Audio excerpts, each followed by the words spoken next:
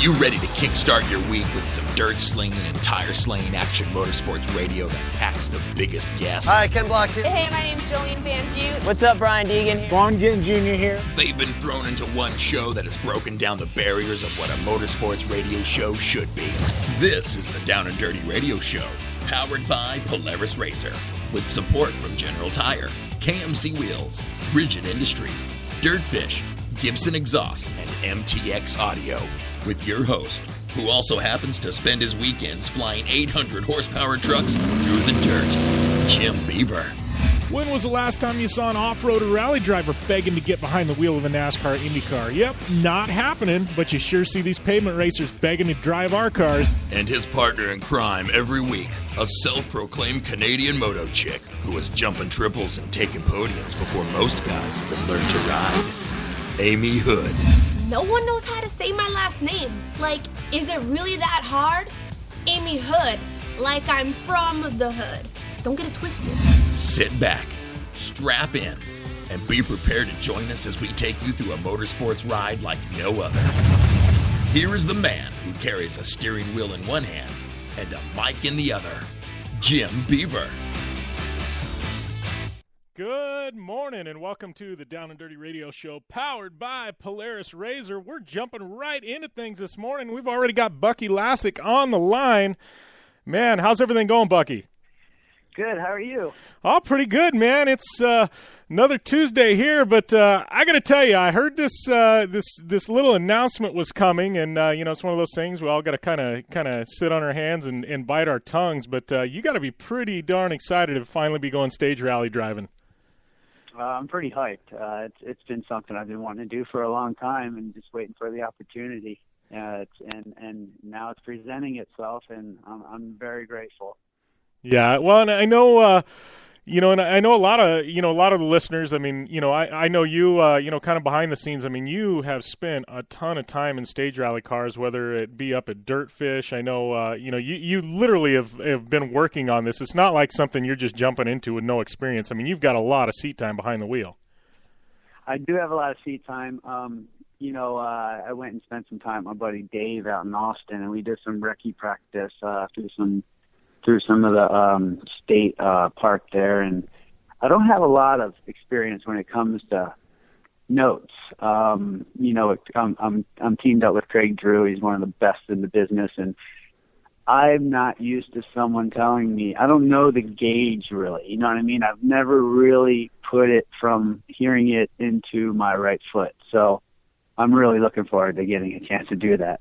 Yeah, well, and I guess the only thing you'd have experience with is a spotter, and I mean it's a bit different in Red Bull GRC. I mean spotting. I mean because the corners. It's a half mile, 3/4 of a mile in length, and the corners, and they're just kind of telling you traffic patterns and things like this. I mean this is putting 100% total faith in the guy sitting next to you.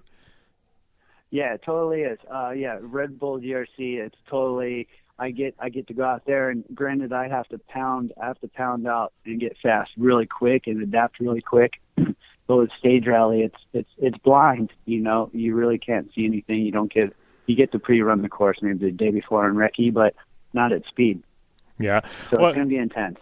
Yeah, for sure. Well, I know, this is something I know, talking with Rob there at Subaru and, I know you've wanted to do this for a long time. I know you were up there at New England Forest Rally kind of checking everything out last year and taking it all in. I mean, how did this finally get put together? I know Vermont's had that SP car kind of sitting there for a while, right? Yeah, I've been eyeballing that thing up every time I go up there. I'm in it, and I'm just like, man, all it takes is a sticker on the back window, right, guys? Come on, we got that.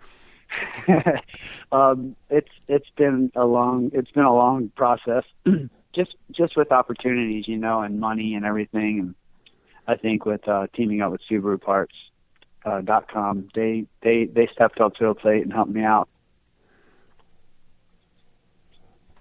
You there? Yeah. Oh, okay.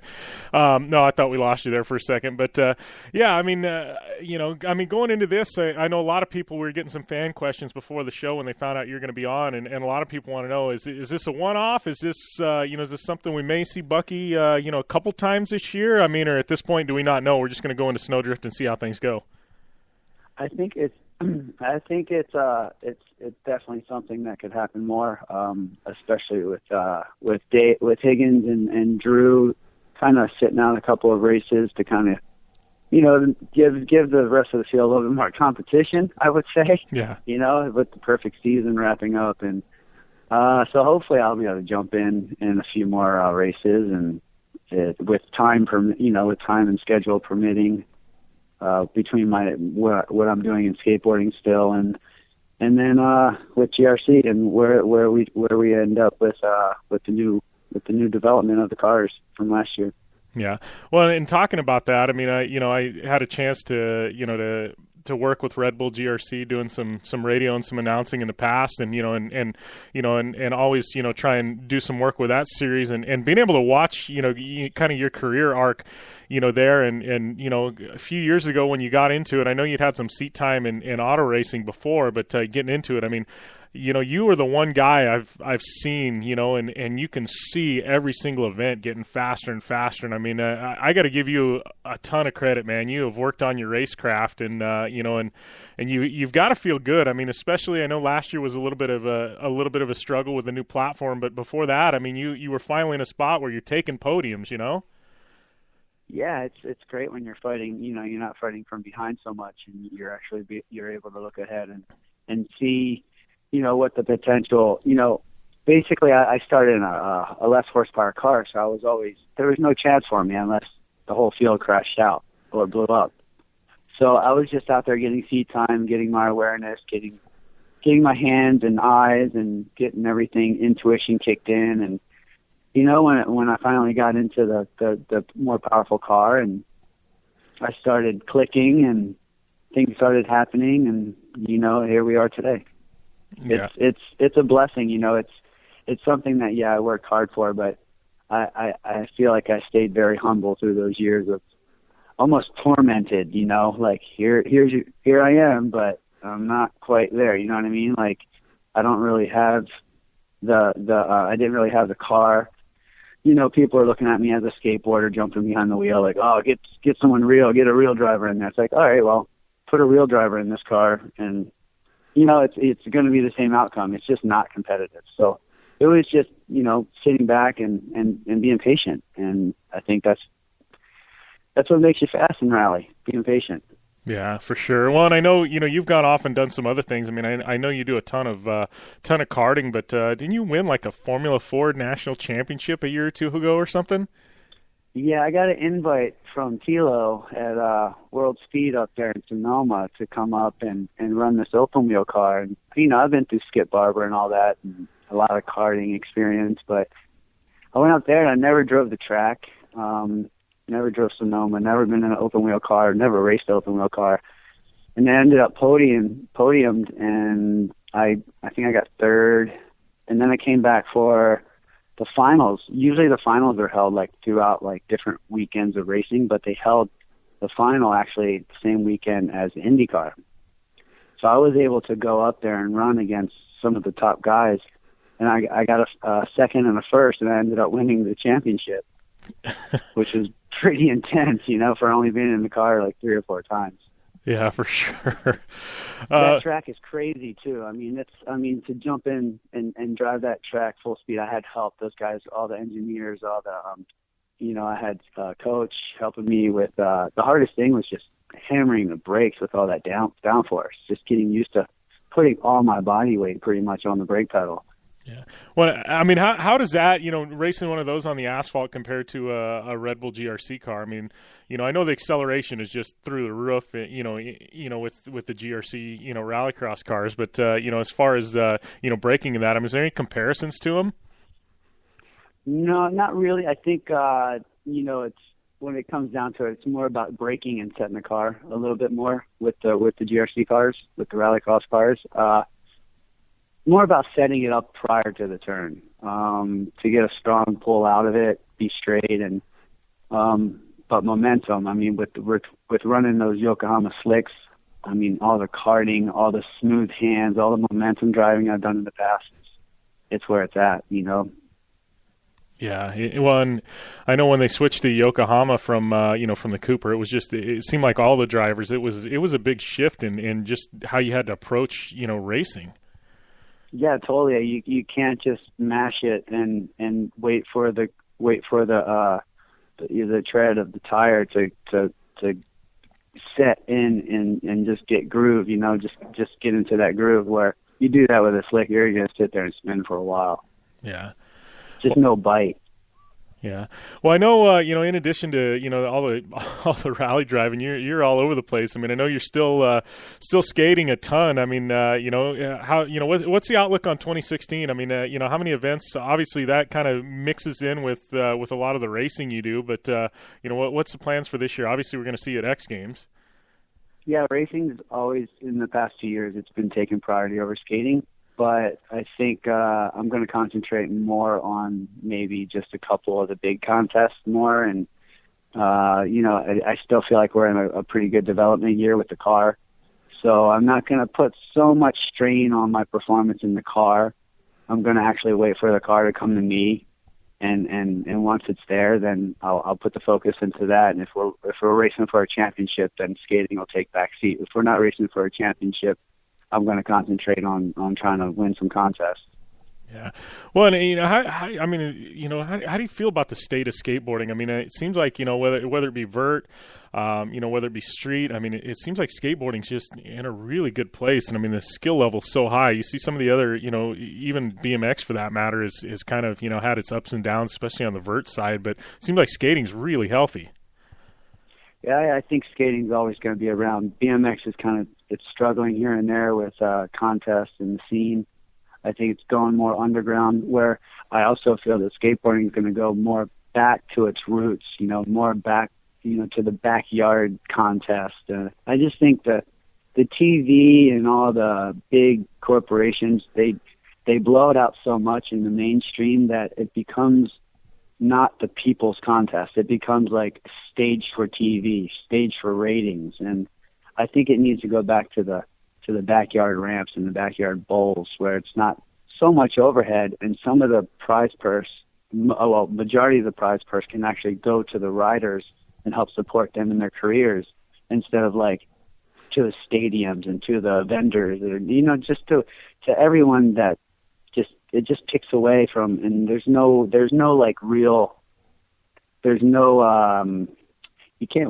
winnings anymore. It's like you go to a contest and you win like $10,000, like for first, and then second place will be like $5,000. Like that doesn't even pay for your hotel and flight.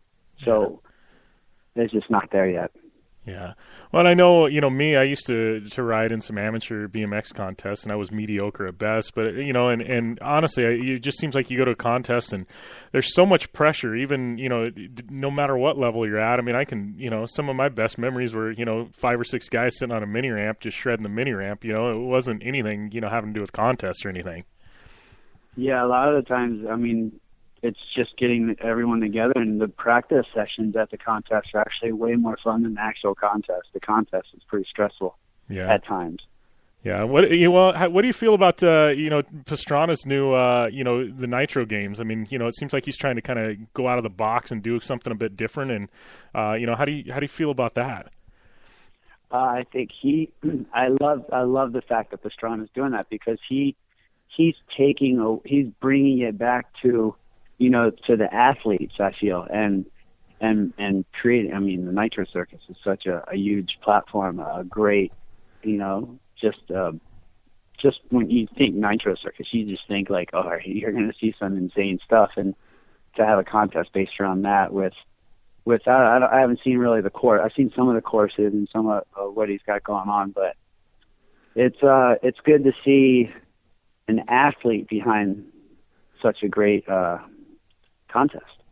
Yeah. I like you said, Nitro Circus is just always insane, and I'm pretty excited to see what they come up with, especially for skateboarding. I mean, Big Air has got pretty insane, but I'm sure Pastrana will even try and one up that. So who knows what's going to be thrown down there in Utah in July.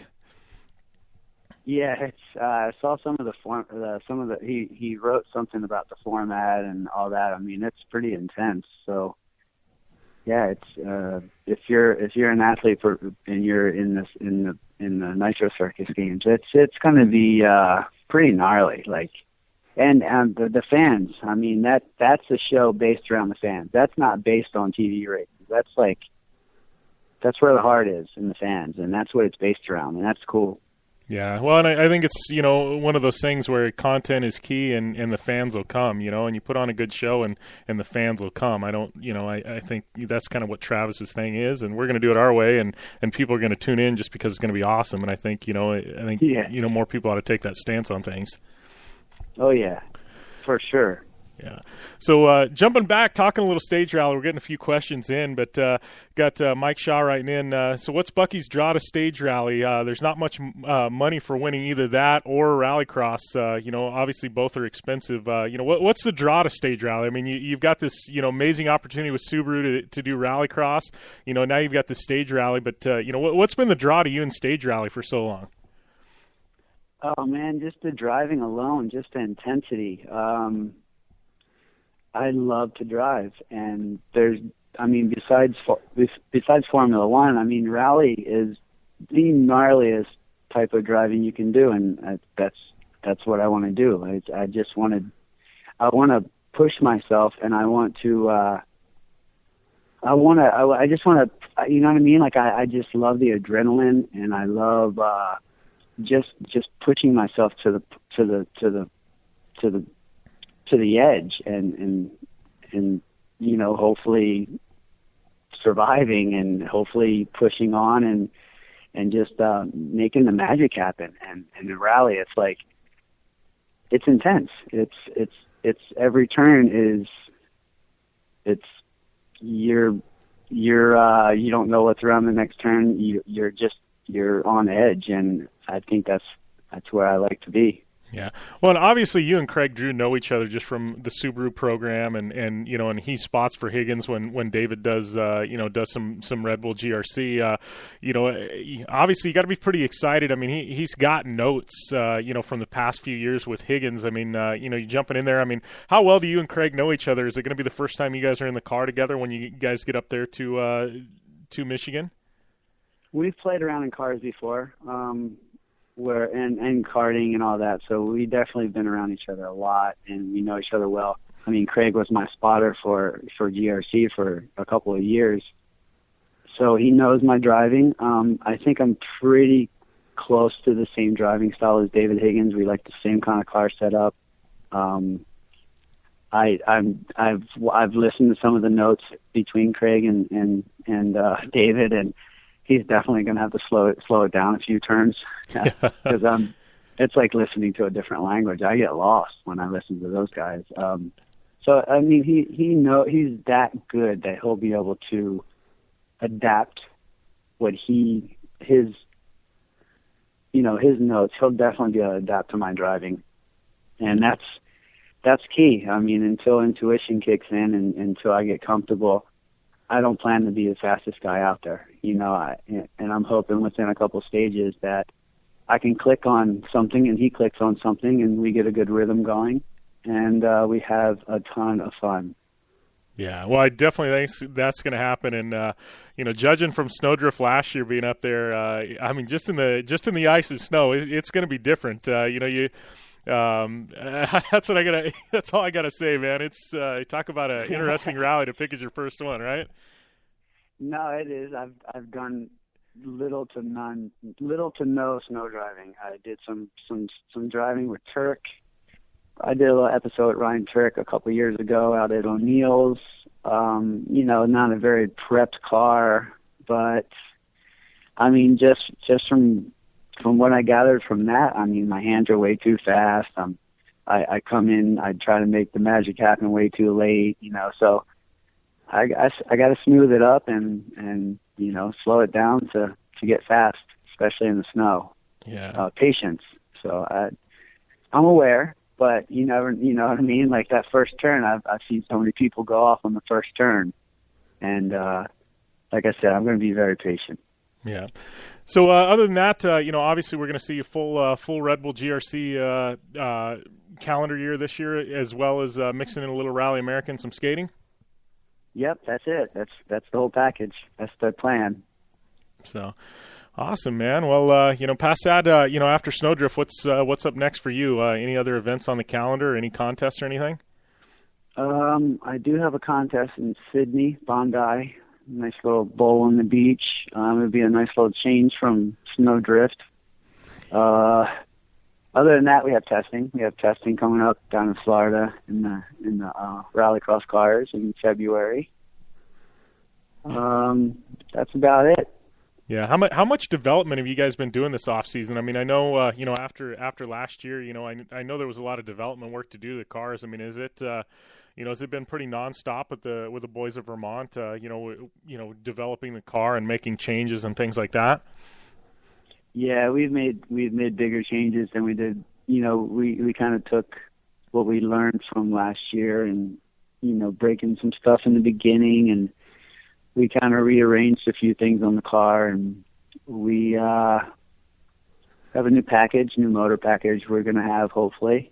So I think February we should know how strong the cars are. I mean, we have a good base on, how the test went previously, the year before. So going back with the changes we made, the guys have been hard at work at Vermont. And I think we'll see some big changes this year for sure. Awesome. Well, I'm definitely looking forward to it. Looking forward to seeing Subaru's back on the podium. I know, you, out of all your X Games medals, I got to say, I mean, the one that you took in Rallycross got to be one of the most gratifying, right? It is. I want that feeling back. Last year was a big hit. So I want that podium. I want more podiums for sure. It's hard sitting back there. I think I was last place in points last year. It was brutal. Yeah. Well, I mean, like we all know, I mean, it's no indication you're driving. I mean, Rallycross is its own animal, and sometimes you're dealt not exactly an ideal hand, and I think that was the case last year. But looking forward to seeing you back on the podium this year, buddy. Man, I can't wait. It's going to be a good year. It already has started off great. Awesome. Well, I'm looking forward to seeing you up in, Atlanta, Michigan here in about a week and a half. So I'm sure I'll have some mic stuck in your face up there as well. But looking forward to it, man. All right. I look forward to it. I'll see you up there, Jim. All right. Thanks a lot, Bucky. Take it easy, buddy. Thank you. All Thanks, right. everyone. All right. That was Bucky Lasek. X Games legend Bucky Lasek, and going to be trying his hand at a little stage rally. Super production car, Rally America, factory SRT, Subaru Rally Team USA. Going to be up in action, Atlanta, Michigan. Snowdrift Rally here about a week and a half. I'll be up there with Rally America Radio, holding it down, doing a little announce work too, fitting that in. But one of the most interesting rallies of the year. But that's right, David Higgins, Craig Drew. David taking this rally off. He's going to kind of be an advisory role there for Subaru Rally Team USA.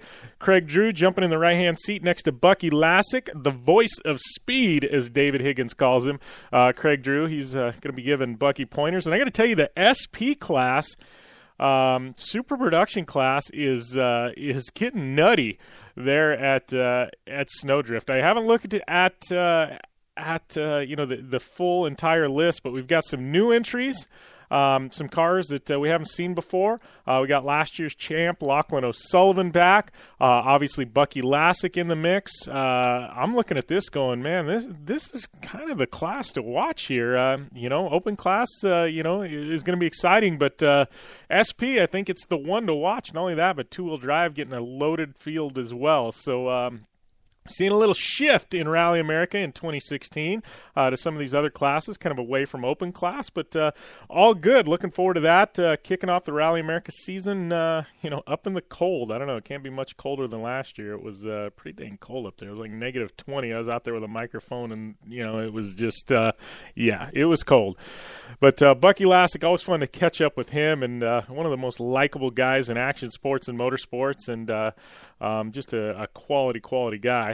But do got to rub it in a little bit. My Arizona Cardinals, making their way and yet another round in the NFC playoffs. Looks like could be Super Bowl bound. Just got to get through those Carolina Panthers. I know we got a lot of listeners from North Carolina, so I'm sure we'll have a little fun with this online over the next week. But I don't know. My weekend was definitely good, and the Seahawks losing made it even better. Don't like me some Seahawks, and I know we've got a lot of fans that tune in from the Northwest, so I'm going to start getting daggers sent at me. But, yeah. So, we're going to take a short break here. In a minute, when we come back, lots of Dakar talk, Dakar rally. Man, I don't know. Those of you that followed online, it's wrapped up. Robbie Gordon getting into a little shenanigans. Withdrawing from the rally. I don't want to say shenanigans. It was scary. It was a scary moment for Robbie Gordon and the Gordini. It's we're going to get to talking about that later on. King of the Hammers, man. We're going to start previewing King of the Hammers. The UTV race is going to be absolutely insane there at King of the Hammers. We're going to talk about that. We got some Supercross, Fantasy Supercross for Ami Houde and I. We're going to be talking that. We got a ton of questions lining up for Ami Houde and I. It's been about a month and a half since we've answered your questions. We got a ton of those we're going to get to. And then coming up next, right after the break, we come back. We've got Dani Medin, you know her, one of our reporters, and Leah Bauer. Leah Bauer going to be racing the I-500 500-mile snowmobile race that goes from Winnipeg, Canada to Minnesota. It's going to be, it's a doozy, and it's cold up there right now. She's going to be doing that in a few weeks, and they're trying to raise $50,000 for the Pink Ribbon Riders and breast cancer. So going to be a great interview coming up after the break. All that and more. Shoot me your questions at JimBeaver15, and we will definitely get those dialed into the show later on when Ami Houde and I answer those questions. We'll be back after this break here on the Down and Dirty Radio Show, powered by Polaris Razor.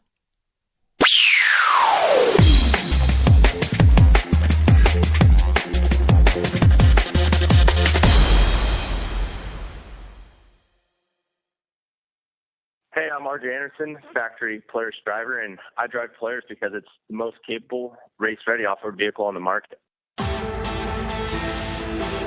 When RJ Anderson wanted to set a world record for the longest UTV jump in history, not once but twice, what company did he trust? Polaris and their championship-winning Razor XP1000. RJ is a UTV champion behind the wheel of Polaris vehicles, and he exclusively trusts the Polaris Razors to bring him race wins and championships against some of the toughest off-road racers in the world. The same Polaris Razors RJ has won championships in, set world records in, and conquered the Wall of Death in XP1K2 are available to you at your local Polaris dealer. Take the advice of world record holder RJ Anderson and visit Polaris on the web at Polaris.com to see the full lineup of Polaris Razor vehicles, or follow them on Facebook, Instagram, and Twitter at Polaris Razor. For 100 years, General Tire has provided tires for your lifestyle, your adventure, your anywhere. Born from competition, the Grabber tire offers the durability and off-road traction you demand in a tire. We put these tires to the test in the harshest off-road racing conditions to give you a tire that will make your anywhere possible. So let us take you on your next big adventure. Tweet us photos at General Tire, hashtag anywhere is possible. Because with General Tire, anywhere is possible. Life is all about sound, the sound of sports, the sound at the racetrack, and the sound of your vehicle. Don't drive around listening to this. Drive around listening to the sound of performance. Gibson Performance. Gibson Performance Exhaust is the company who can turn this into this. Remember that life is all about sound, and Gibson Exhaust is the sound of performance. Check out your next catback exhaust system, headers, muffler, or UTV exhaust at GibsonPerformance.com and get more power and more sound. Are you looking for a place to push yourself behind the wheel and see how your driving skills stack up? Dirtfish Rally School is that place. Located on 315 acres of pristine automotive playground at the foot of the Cascade Mountains in Snoqualmie, Washington, right outside of Seattle. Dirtfish Rally School is a one-of-a-kind place where everyone from first-time drivers to seasoned professionals like Bucky Lasek and Antoine Lestage can push themselves to their limit. Whether driving the high-performance, rally-prepped all-wheel drive Subaru Impreza STI is what you're looking for, or you'd rather hang it all out in the rear-wheel drive Subaru BRZ RZs, Dirtfish Rally School has something for everyone. Classes are available from 2 hours to 3 full days and feature instructors with over 150 years of combined racing experience. Whether you're looking to become the best and get an edge on the competition, or just looking to freshen your skills behind the wheel, Dirtfish Rally School is the place to go. For more information on registering for classes, visit Dirtfish on the web at dirtfish.com, or to check out the latest happenings from Dirtfish, follow them on Facebook, Instagram, and Twitter at Dirtfish Rally. Come to the island and rip it up this summer. Wakeboard Island. It's a skate park on water at Blue Water Resort and Casino.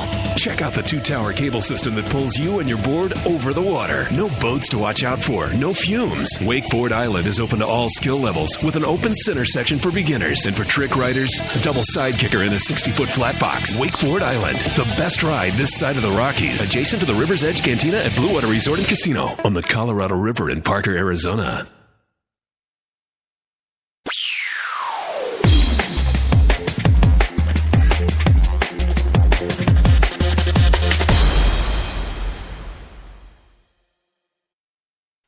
Welcome back to the Down and Dirty Radio Show, powered by Polaris Razor, here on a Tuesday morning. I'd like to welcome my next guest to the line, Ms. Dani Medin, Leah Bauer. A lot of you know Dani. She calls in, reports for us from time to time. But Leah Bauer doing a little race called the I-500, crosses the Canadian-United States border, 500 miles on a snowmobile. How's it going, ladies? It's going good. Thank you, Beaver.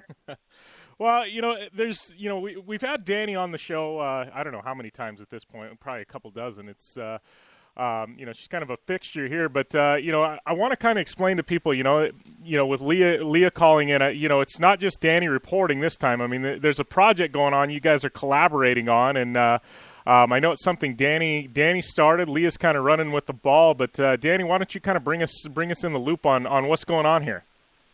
Well, I've been wanting to dust off my gear bag for some time here. I've missed snowmobile racing like crazy. And obviously because of my back injuries, it was kind of something that my parents were like, are you really this stupid? Are you really going to try to do this? I'm like, yeah, why would I not? So anyway, I kind of started brainstorming this idea of if I were to do this, it wouldn't be for winning this race. There's no way. I mean, I'm old, I'm out of shape. I haven't raced a snowmobile in 5 years, which Facebook reminded me of that the other day. So I kind of had this idea, and I love this organization called the Pink Ribbon Riders. I have known Jody, the founder of this organization, for so many years, and the blood, sweat, and tears and the energy that she has put into this to make it what it is. And basically, Pink Ribbon Riders is a nonprofit organization that provides financial assistance, meaning direct money goes to men and women that are diagnosed with breast cancer, and we help them with their fight. And what Pink Ribbon Riders does is they give them money in the form of $500 gift cards. So this isn't breast cancer awareness. This is actual money that we are trying to raise that is going to go directly to men and women that are fighting this disease. I mean, think of the people that can't go to work because of this, the gas money it takes to get to treatment, the medical bills. It's like, how do people do that? And so I kind of reached out to Pink Ribbon Riders and I said, hey, if I want to do the I-500, can I do it for you guys? And Jody called me and she goes, yes, yes, yes. And then she told me, which I'm not going to cry, but she told me last year in Michigan, Pink Ribbon Riders ran out of money to help people.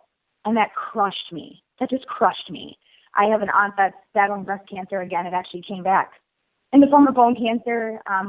Leah actually has a great tie to this too. And she can mention that, but I hate breast cancer. I hate it. So I'm like, we're going to do this. We're going to do this together. And we're going to raise $50,000. Why $50,000?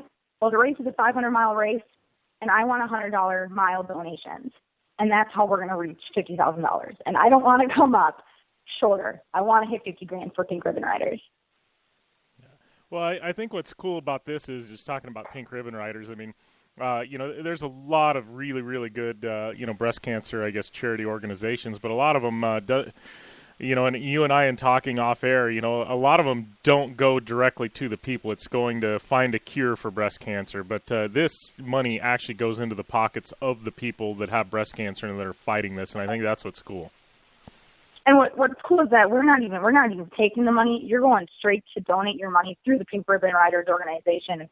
Jimmy's going to walk through it with us because he's going to donate like everybody else that's listening.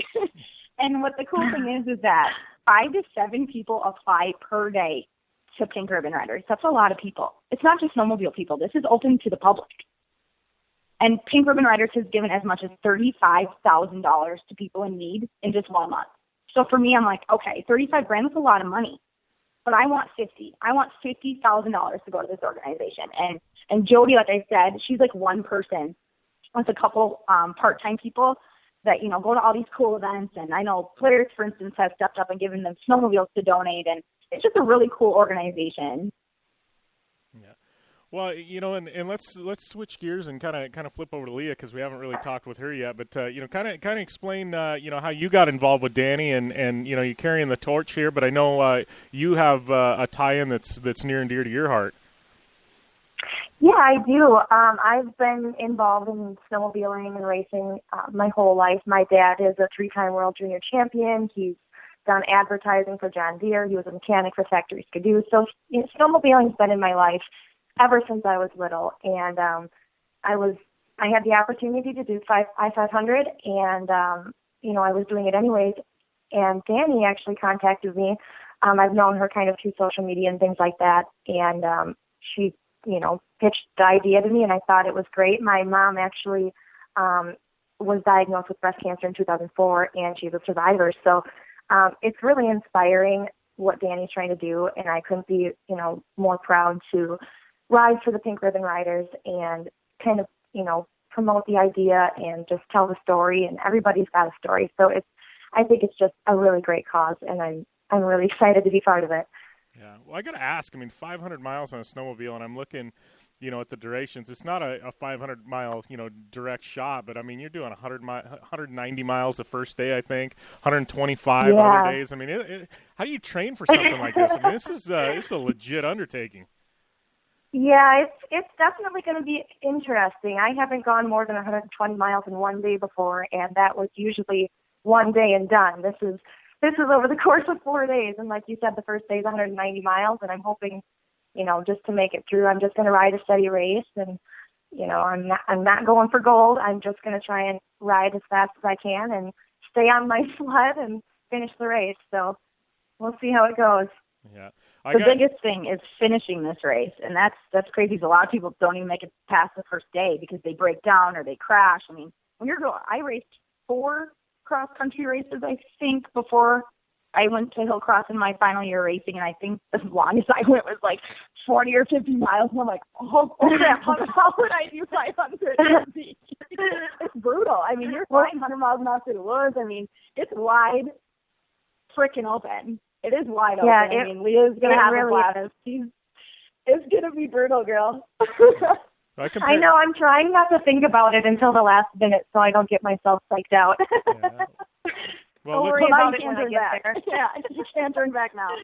Yeah. Well, I've got a really good teammate, and he's been pushing me, and we've been putting out a lot of miles over the weekends to try and prepare for it. So, you know, like I said, last weekend I went out, and it was 28 below wind chill, and, you know, we made it happen. I've got good gear, and I've got a good sled, and my teammate's awesome, and he pushes me. So, you know, he's going to be racing in the pro class, and if I can keep up with him, I feel like I've got sort of a fighting chance. So we'll see.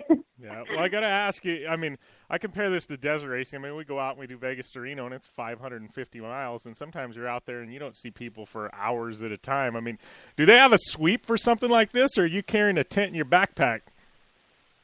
No, they don't. Yeah, they sweep. I mean, because they don't want anybody laying out there. I know in my small cross-country races, I mean, they space you out just like desert racing. It's pretty similar. They don't want anybody left out there. Okay. Yep. They don't give a rip about us. They let us sleep overnight. You're in 20 below, Jimmy. I don't think you want to be left out there. I've spent the night in Baja. Trust me, it's not all that it's cracked up to be. They say that. The I-500, though, is the most grueling snowmobile race of, like, all time. I mean, it's compared to, like, the Iron Dog in Alaska. This thing is brutal from what I've heard from people. And I remember when I went to race that 2 years ago, my dad was like, hell no. And I'm like, you know, just like Leah, she actually said that. Her dad told her no. And the first thing she said was like, you never tell a woman no. Yeah. And I was like, girl, that's how you try. You got this. Yeah, he's still not quite on board, but he doesn't really have a choice at this point. I'm doing it. So he can come along for the ride, or you can stay home. He can, you know, be my pit crew and be part of it. And if he doesn't want to, that's his choice, because I already told him, Dad, I'm doing it. Sorry.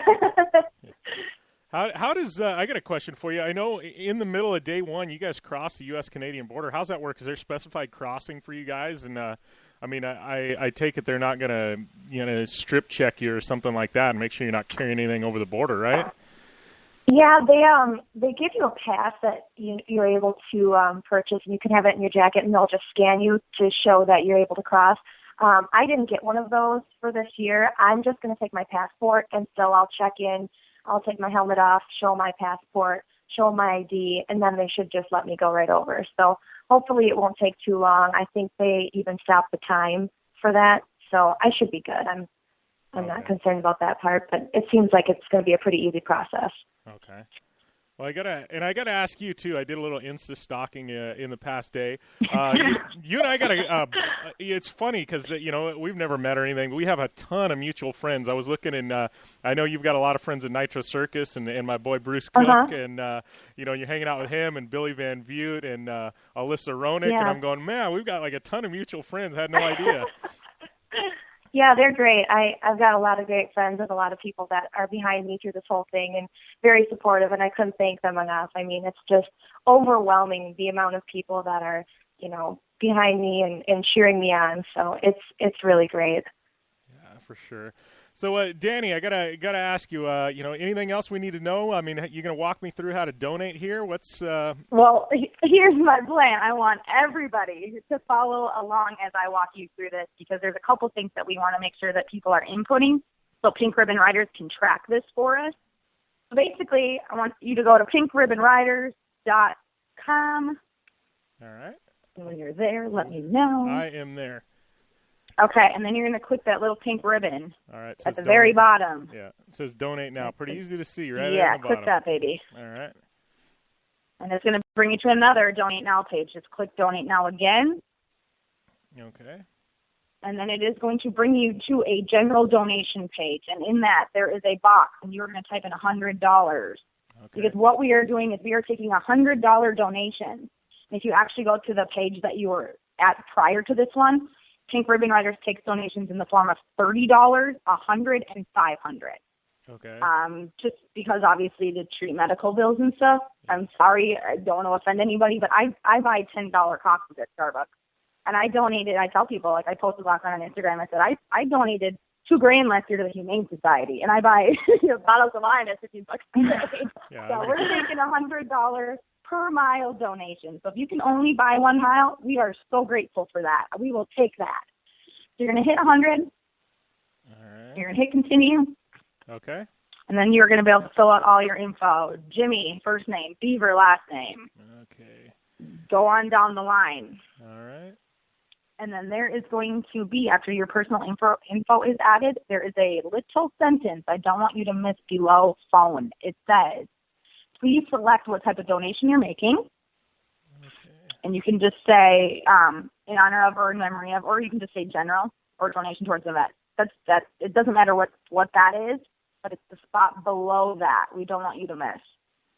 Okay. So general donation or I was still filling out my address and all that good stuff here. Okay. See, I type faster than I talk. All right. So I'll wait a second for you to catch up. So we're making a general donation, right? So type of donation, you can honestly select whatever one. Okay. It's the box below that is what we need filled out. So there is actually only room for one name.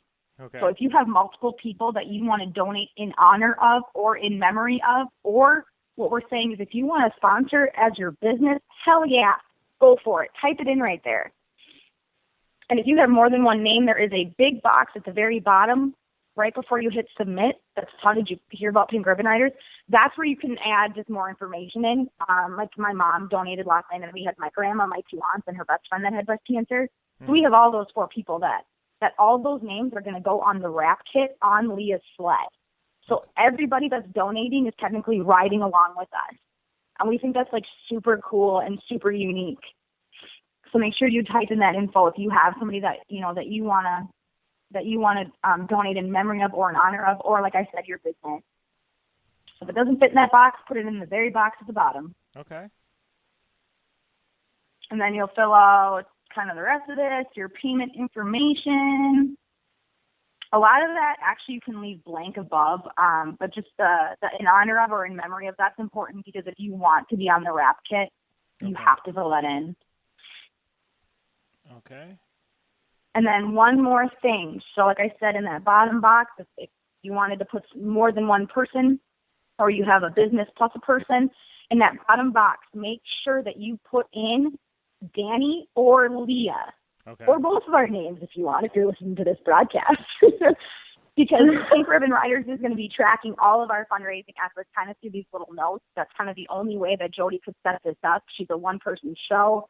That was going to be pretty tough for her to get online and create all these different pages. So if you just put one of our names, both of our names, and any people or a business name in that box, that's all we need.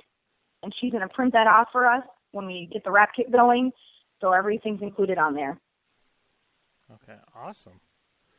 And then you, of course, hit submit. Submit, and my $100 gets and then don't forget that. That's an important button. Yeah, don't forget to hit submit. And then it gives you that on that receipt for your donation right on the spot. Okay. Awesome. And if there's any issues, like say, Jimmy, you went through this and you forgot to put, your wife's best friend's name in, you can also send me a message on Facebook or Leah, or even contact Pink Ribbon Riders, and they'll get that information put in so we can get that forwarded to our graphic guy. Okay.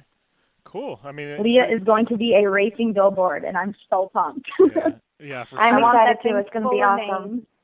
Full of names, full of businesses. We don't care. We don't care who's on there. We just want people to ride along with us. Yeah, you guys are going to have a heck of a lot of names on there. That's going to be kind of cool to see. I'm excited to see the finished product, and see all those names wrapped on a sled. I think it'll be pretty awesome. I mean, don't worry. I will definitely be blowing up Instagram and Facebook and Twitter. I'll be all over it.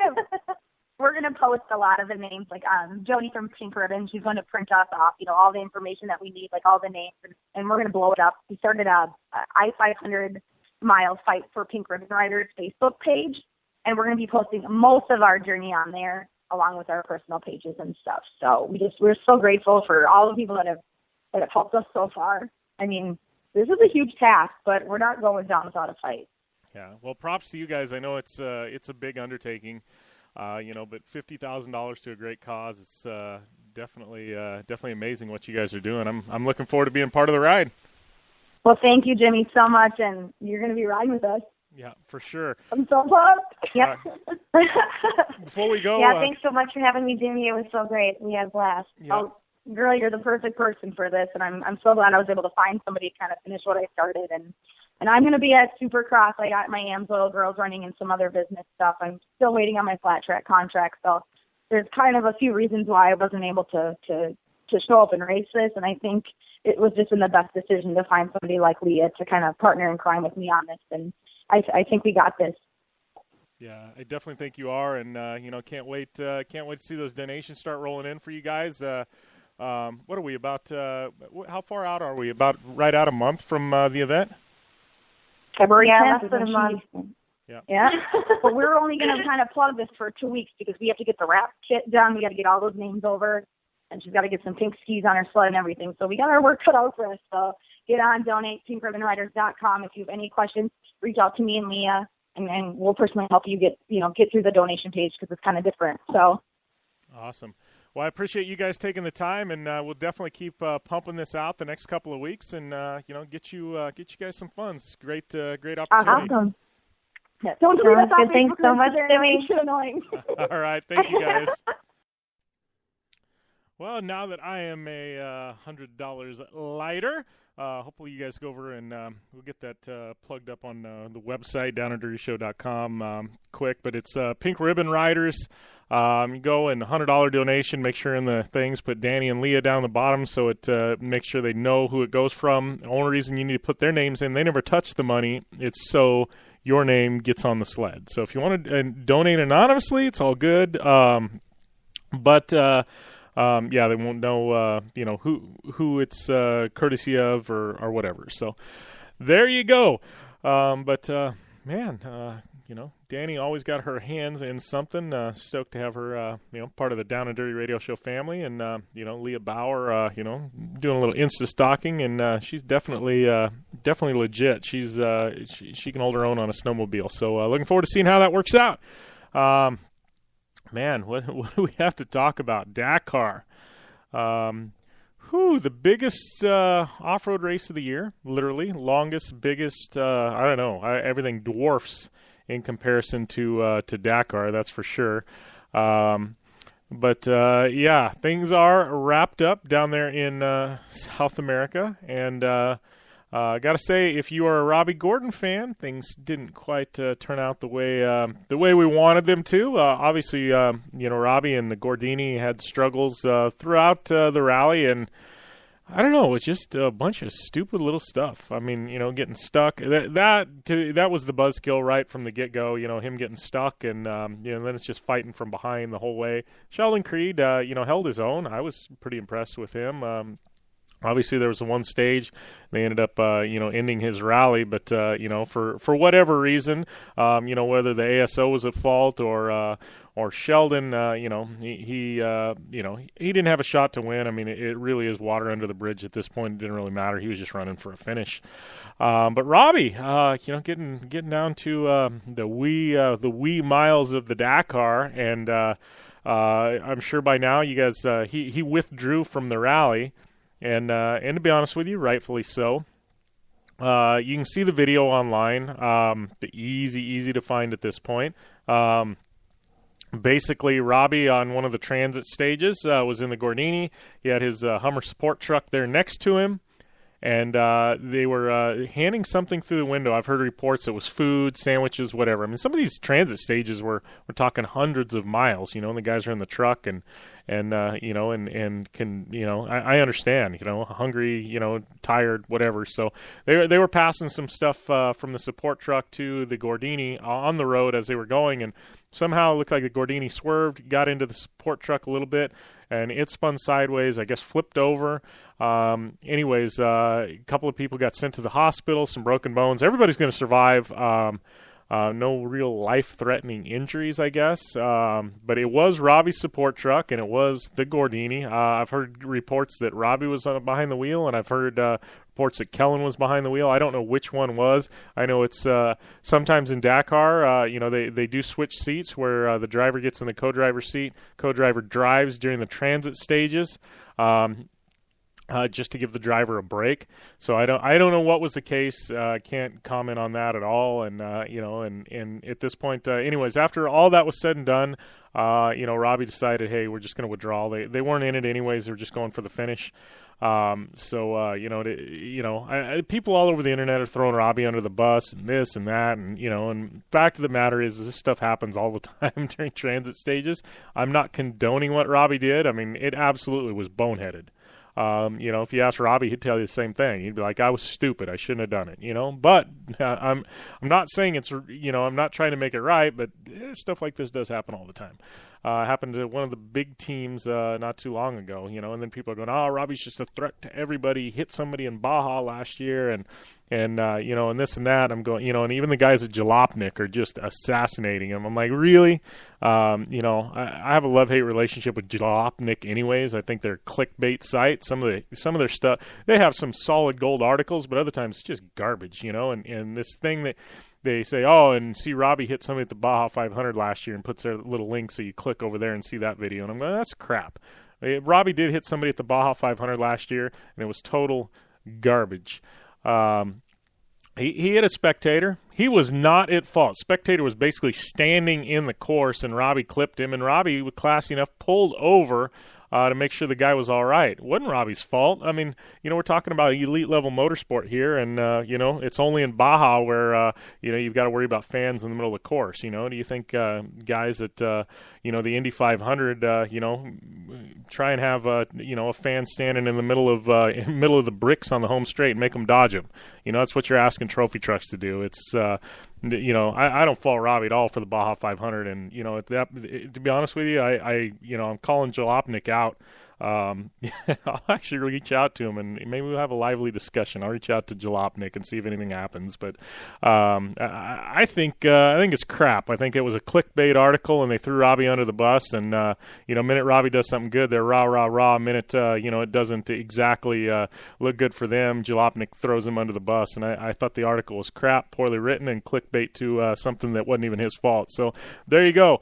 I'm sure I'll hear about that one, but just my feelings on it, give Robbie the benefit of the doubt, does some good things. He's definitely Robbie and you love him or hate him, but on the flip side, he did go to Baja and give, $25,000 in toys to orphanages, and take kids and rides in his trophy truck. So I don't know. Enough with the rant. The good news is nobody was killed. No, few injuries. Everybody's going to be fine. Robbie withdrew from the rally. I'm sure we'll see Robbie back in the 2017 edition of Dakar. So getting to the car and truck results, we got Petter Hansel with the victory. Petter Hansel, they call him Mr. Dakar, and there's a good reason for that. Just laid back, boom, and struck. And he let the rally come to him. I called it, said, Loeb, there's no possible way he can keep up this pace, and I was right. There was no way he could do it. He ended up having problems. He rolled the car, got stuck, had some mechanical issues. I think Loeb learned a lot. And do I think that he's got a shot to win a Dakar? Absolutely. I think 2017 he's odds on, probably one of the favorites to win the whole thing. I think he learned just a little bit in this first one that he's going to take into the second one. So, there you go. But Petter Hansel with the win yet again. Nasser Al-Attiyah, solid second-place finish. Janelle de Villiers in third. Hervin in fourth. And Poulter in fifth. Nani Roma, sixth. Cyril Depris, seventh. Eighth, we had Vasilev, I'm sure I'm getting that wrong, from Russia in the Toyota. We had Sebastian Loeb in ninth, and then Hunt rounding out your top 10 in a Mini. Terranova, another notable down there in 12th. Prokop in 14th, another notable. We're going to skip down here and see if there's Chabot in 22nd. But, that pretty much kind of rounds things out. Cornell, I believe he was the first solo vehicle to finish the Dakar. I guess solo overall winner, 35th position for him. So definitely solid effort by him. Solo, it's crazy. Bikes, I gotta say though, things got really, really interesting there. We didn't cover it much to begin with, and then that ended up being the race. But Toby Price. An amazing effort from the Australian to take the victory. That's it. Amazing effort. I think he's already talking about next year, and what they can do to get better. And I'm going, man, you won by like 40 minutes. But Toby Price, just an amazing effort by him on the Red Bull KTM. First American to finish down in ninth, Ricky Brabeck. Amazing effort by him as well. He was a couple hours back, but coming from way behind, to finish up in ninth. Oh, amazing effort. And then got to give a shout out to Laia Sanz, the lady who I've always long said the greatest two-wheel female rider of any sorts anywhere in the world, finishing 15th overall in the Dakar Rally. This girl has won hard enduro cross, trials, Dakar. I mean, she is absolutely phenomenal. I think you put her on a Supercross bike and she'll show half the men what's up too. I just think she's amazingly talented. I'm a huge fan. Finishing up 15th overall, it's just solid effort by her. So those are kind of your Dakar results. I don't know, man. It's lots to talk about this, I guess, off season, right? We just, I don't know, what is the off season? I know they've got, they've got rally raid events all over the world, but Dakar is kind of it. It's kind of like King of the Hammers. There's King of the Hammers and then a long off season. There's some other Ultra 4 events, but they're just kind of there. So I don't know, man. It was a wild one. I guess my takeaways: Peugeot. Oh man. They are the ones to beat for sure. Mini, I think they're definitely, their days of just running away with things are over. Obviously, Alatias, great effort by him. Toyota, though, I mean, we got three manufacturers there, battling it out. 1, 2, 3. Peugeot, Mini, and Toyota. 1, 2, 3. I mean, that to me is remarkable. Great to say three manufacturers. You look at the top 10, and it's a mix of Minis, Toyotas, and Peugeots. So not one manufacturer seems like they've got the hot ticket. And then going down, Robbie, what can he do? What can the American do this off season? What did he take away? I mean, Gordini's a couple years deep now into his development. What changes are we going to see for next year? We knew it struggled in the high altitudes. It does excel in other places. What does Robbie have up his sleeve for 2017? And then Bryce Menzies. I mean, we had him on the show last week. If you missed that, he said, "Hey, we're looking at a 3-year Dakar commitment starting in 2017. Are we going to see Menzies jump in? What is he going to be in? I mean, he's got the Red Bull backing. Obviously, he's got ties to Ford. What are we going to see Bryce Menzies in? I don't know. Lots of storylines this offseason. We'll definitely keep tabs here on the Down and Dirty Radio Show. Let you guys know, what's happening. But lots and lots to talk about this offseason for sure. And then, talking about big events, we kind of alluded to King of the Hammers, but that coming up in a few weeks. They've got an entire week starting with King of the Motos. You've got a shootout, East versus West. You've got King of the Hammers qualifying. You've got the Everyman Challenge. You've got King of the Hammers UTVs. And looking at the list, obviously. You've got, the big names, Lauren Healy, those guys. You've got Casey Curry running, Shannon Campbell. I mean, guys that, made their name in rock crawling and these type of events. But I want to talk about the UTV race real quick because what I find interesting is, this event is to me, kind of taken over the main Hammers race. I mean, I'm looking down this list of drivers, and it's a who's who of UTV racing, and it's a who's who of everything else. Mitch Guthrie, obviously, we're talking senior here. He's just an animal. He owns this event. This is the Mitch Guthrie King of the Hammers event. But looking down, I mean, you've got everybody coming into this. Burt Jenner, obviously we've seen him win in Stadium Super Trucks. Obviously the Jenner name, but he's a legit wheelman. He's jumping into a UTV. Robbie Gordon, he's going to be in one of the UTVs he's been developing. Going to be interesting to see what he shows up with. But Robbie jumping into a UTV race. Got Best in the Desert regulars like Corey Sobbington in there. Sarah Price, Terracross champ, undefeated season. She's jumping into a UTV. She's been working on some development. She's going to be running King of the Hammers. And then going down, I mean, I'm just looking at this crazy entry list. Brandon Sims, your UTV world champ. His name's in there. Todd Romano, Tonka Todd.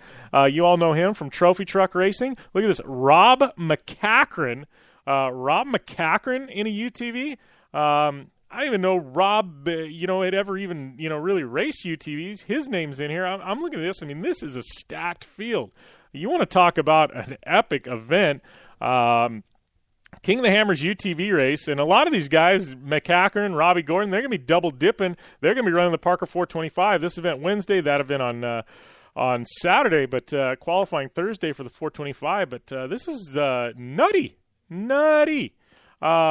I mean, and I don't want to, I don't want to play down. I don't want to play down the major King of the Hammers race, but these UTVs. I mean, we talk about it in everything. They're just taking over. My Polaris Razor friends, they're going wild, and I love it. But that's definitely one to watch. It's always been a build up to the big King of the Hammers race there at out there at Hammertown and in Johnson Valley. And man, I don't know if there's a build up anymore. I think it's just blockbuster events all week long. So props to Dave Cole and the boys at Ultra 4 for continuing to elevate the King of the Hammers event. Definitely looking forward to that. Hey, we got to take a short break here on the Down and Dirty Radio Show. When we come back, Ami Houde, she's going to be calling in. We're talking some Supercross. We got fan questions, talking Fantasy Supercross. She's got a ladies' ride day that she's going to be doing. And I don't know, Ami and I, you never know what kind of rant or tangent we're going to get off on.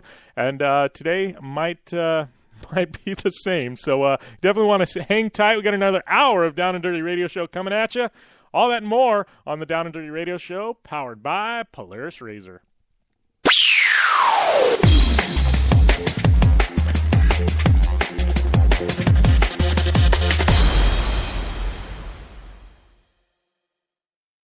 I'm Polaris rider Levi LaValle, and I choose Polaris just because they have the best quality, highest performing, most fun machines out there. Only one company has taken Levi LaValle to 10 X Games medals, snowcross championships, a double backflip, and a world record long jump of 412 feet across the San Diego Harbor on New Year's Eve, and that company is Polaris. Whether it's dominating the X Games, racing a stock Polaris Razor XP1000 in the Terracross Championship, or just hitting the trail on the weekend, for over 20 years, Levi has relied on the same quality Polaris vehicles and products you can purchase at your local Polaris dealer. Take the advice of action sports legend Levi LaValle and visit Polaris on the web at Polaris.com to see the full lineup of Polaris vehicles, or follow them on Facebook, Instagram, and Twitter at Polaris Razor.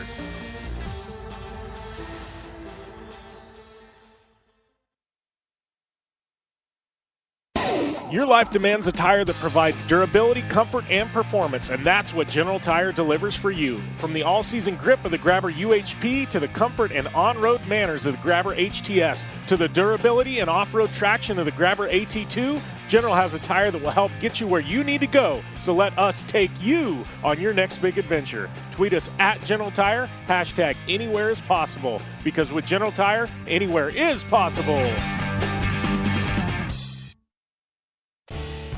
Looking to upgrade the brake system on your race car, pre-runner, or weekend toy? J-Mar Performance Brake Systems has you covered. An industry leader in performance braking systems, J-Mar can outfit your vehicle with the highest quality American-made calipers, rotors, master cylinders, hubs, turning brakes, and shifters for Volkswagens to trophy trucks and everything in between. For more information and their full product line, visit J-Mar on the web at jmarperformance.com or follow them on Instagram and Twitter at J-Mar Brakes.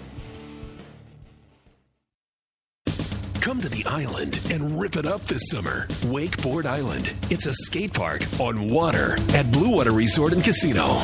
Check out the 2-tower cable system that pulls you and your board over the water. No boats to watch out for, no fumes. Wakeboard Island is open to all skill levels with an open center section for beginners. And for trick riders, a double side kicker in a 60-foot flat box. Wakeboard Island, the best ride this side of the Rockies. Adjacent to the River's Edge Cantina at Blue Water Resort and Casino on the Colorado River in Parker, Arizona.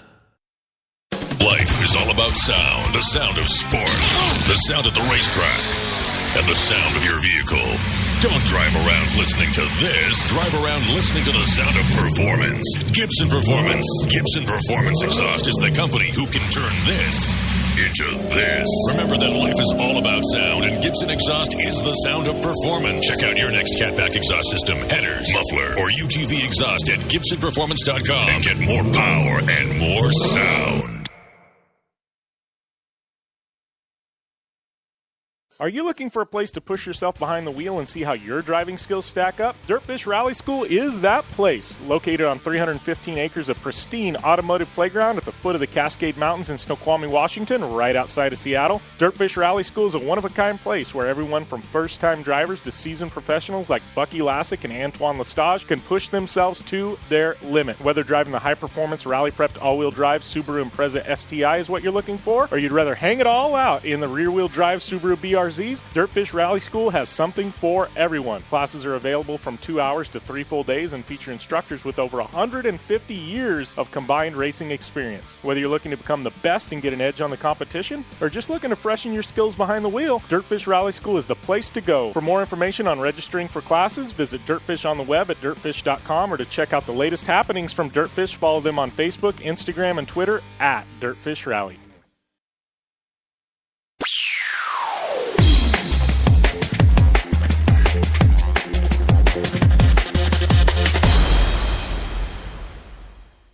Welcome back to the Down and Dirty Radio Show, powered by Polaris Razor. Another Tuesday morning in the house, and oh man, it's been a fun one. Not every day you get an X Games legend, one of the greatest skateboarders of all time, Mr. Bucky Lasek, on the line. today definitely was like no other. Always fun to get Bucky, and that guy is bouncing all over the place. If he's not skateboarding, he's rallying. If he's not rallying, he's in a go-kart, and it's always something with Bucky Lasek. So one of those guys that I have a ton of respect for, and got to know him away from away from the air a bit, and always fun, man. He's talk about some stories, man. It's time to switch gears a bit. We've got some fan questions we've got rolling in. Honestly, the past few weeks, we picked out some of the best ones, and we'll definitely get to those. If you got anything specific, though, you want to hit Ami Houde and I with, definitely hit us up at JimBeaver15 on Twitter. Tag me. Those of you, there is a chat feature, a small chat feature on the website. You got any questions, hit us up there as well. Anything goes. Nothing below the belt, though. Come on, keep it classy, guys. But pretty much anything goes. Ask Ami Houde and I. And, we like answering questions, especially, stuff out of the box. You got to throw us for a loop. No, I'm working on a project, and I can't quite figure it out. So any of you guys have any ideas, let me know. I would love, use the contact form on the website. Shoot me an email. I want to put together a voicemail machine for the radio show, and tie it to a number, and it's not a number that I'm ever going to use, but literally you call in and you can just leave a message. I want to do that, and be able to take a lot of your questions. We'll ask Ami that here in just a second. She is on the line, so that means it's time to hit her music. Now say, where the hood at? You better bust that if you don't pull that. Where the hood at? Hey, what's happening, Ami? Hey, how's it going, guys? Pretty good. Hey, I was just saying. Pretty crazy day here in Canada. Pretty crazy day in Canada. I think it's a pretty damn cold day up there, isn't it? It sure is. It's been pretty cold the last couple days now, so it's always one of those debates. Should we go ice riding, or should we risk getting frostbite? All right. It's getting pretty bad. Yeah. I'm gonna pull up my handy dandy iPhone weather thing here because I've got Winnipeg saved.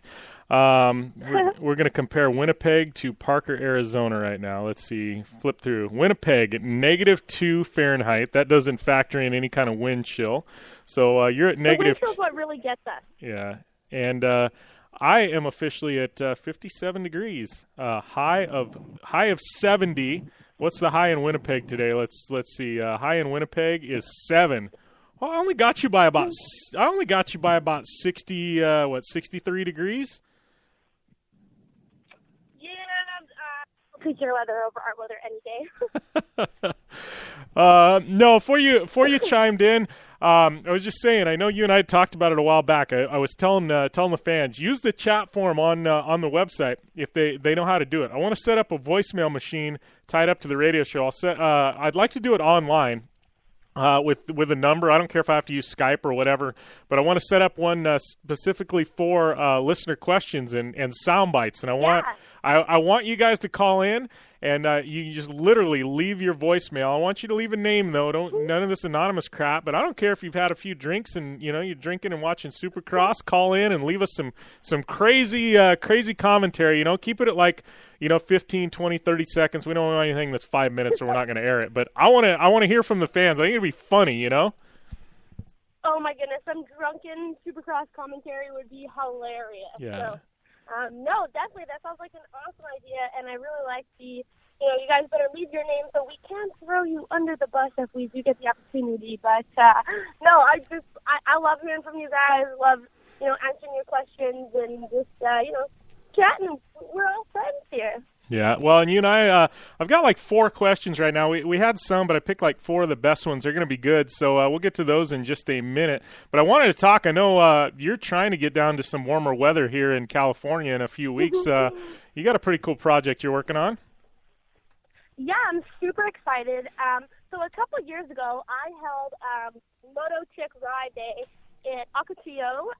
It's in the dunes. I mean, it was kind of last minute. I just said, you know what, I want to try to get a whole bunch of girls round up and, all out together riding, and it was a hit for literally, I made the post the day before the event. So, now I figured I would do a little bit more promotion and give girls a little bit of chance to take, book it off of work and get a crew rounded up and, really do a good job of being able to, provide a bunch of cool things for the girls as well. So, February 14th, so Valentine's Day, and also the day after San Diego Supercross, I will be in California having the second annual Moto Chick Ride Day. So right now it looks like, we want to hold the event at Paula Raceway.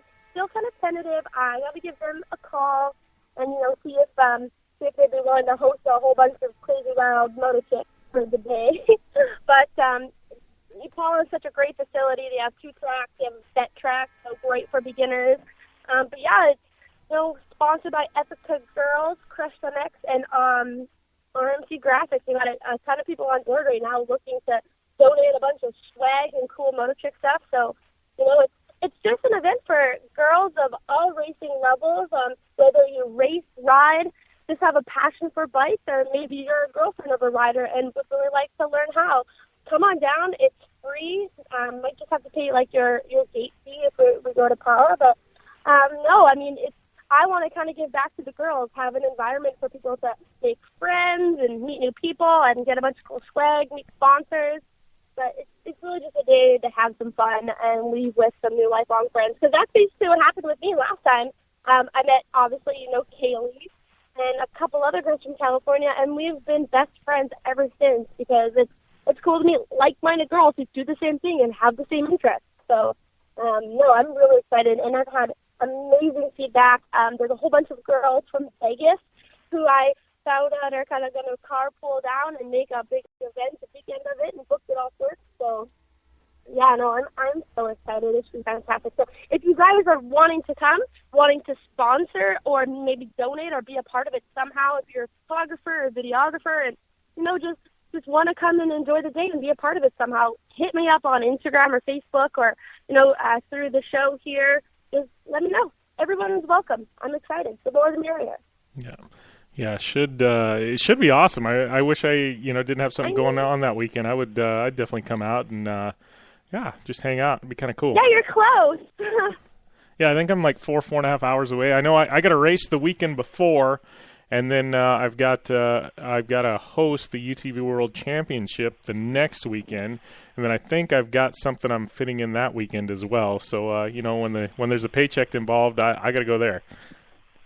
Yeah, well, we were talking earlier about that event that you're doing the weekend after, and I think I might try to stay in California for, a whole week and bang a whole bunch of things out. A couple girls actually reached out for me and told me that it is the start of their NHRA drag racing series, and, they invited me out to the track to support the girls, and, I'd love to do that too and check out that, form of racing. I've never actually seen a drag race before, so I thought it would be awesome. But, it's just a cool way to connect and meet new people. And, I'm really hoping to get a lot of girls who are, very much beginners or have never rode before. And we'll have bikes and gear and, girls to teach lessons and classes. So, I hope, we get a lot of people who are interested, leave with a new passion for racing. So I'm excited. For sure. Yeah, it's crazy. Like, obviously I've known you for, I don't know, a year and a half now.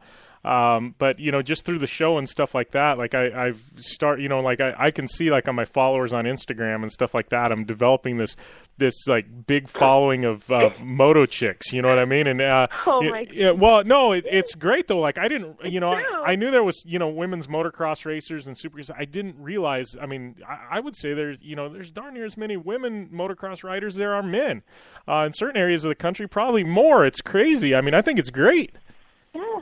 Yeah, and we are like a niche. Like it's almost like we're a club.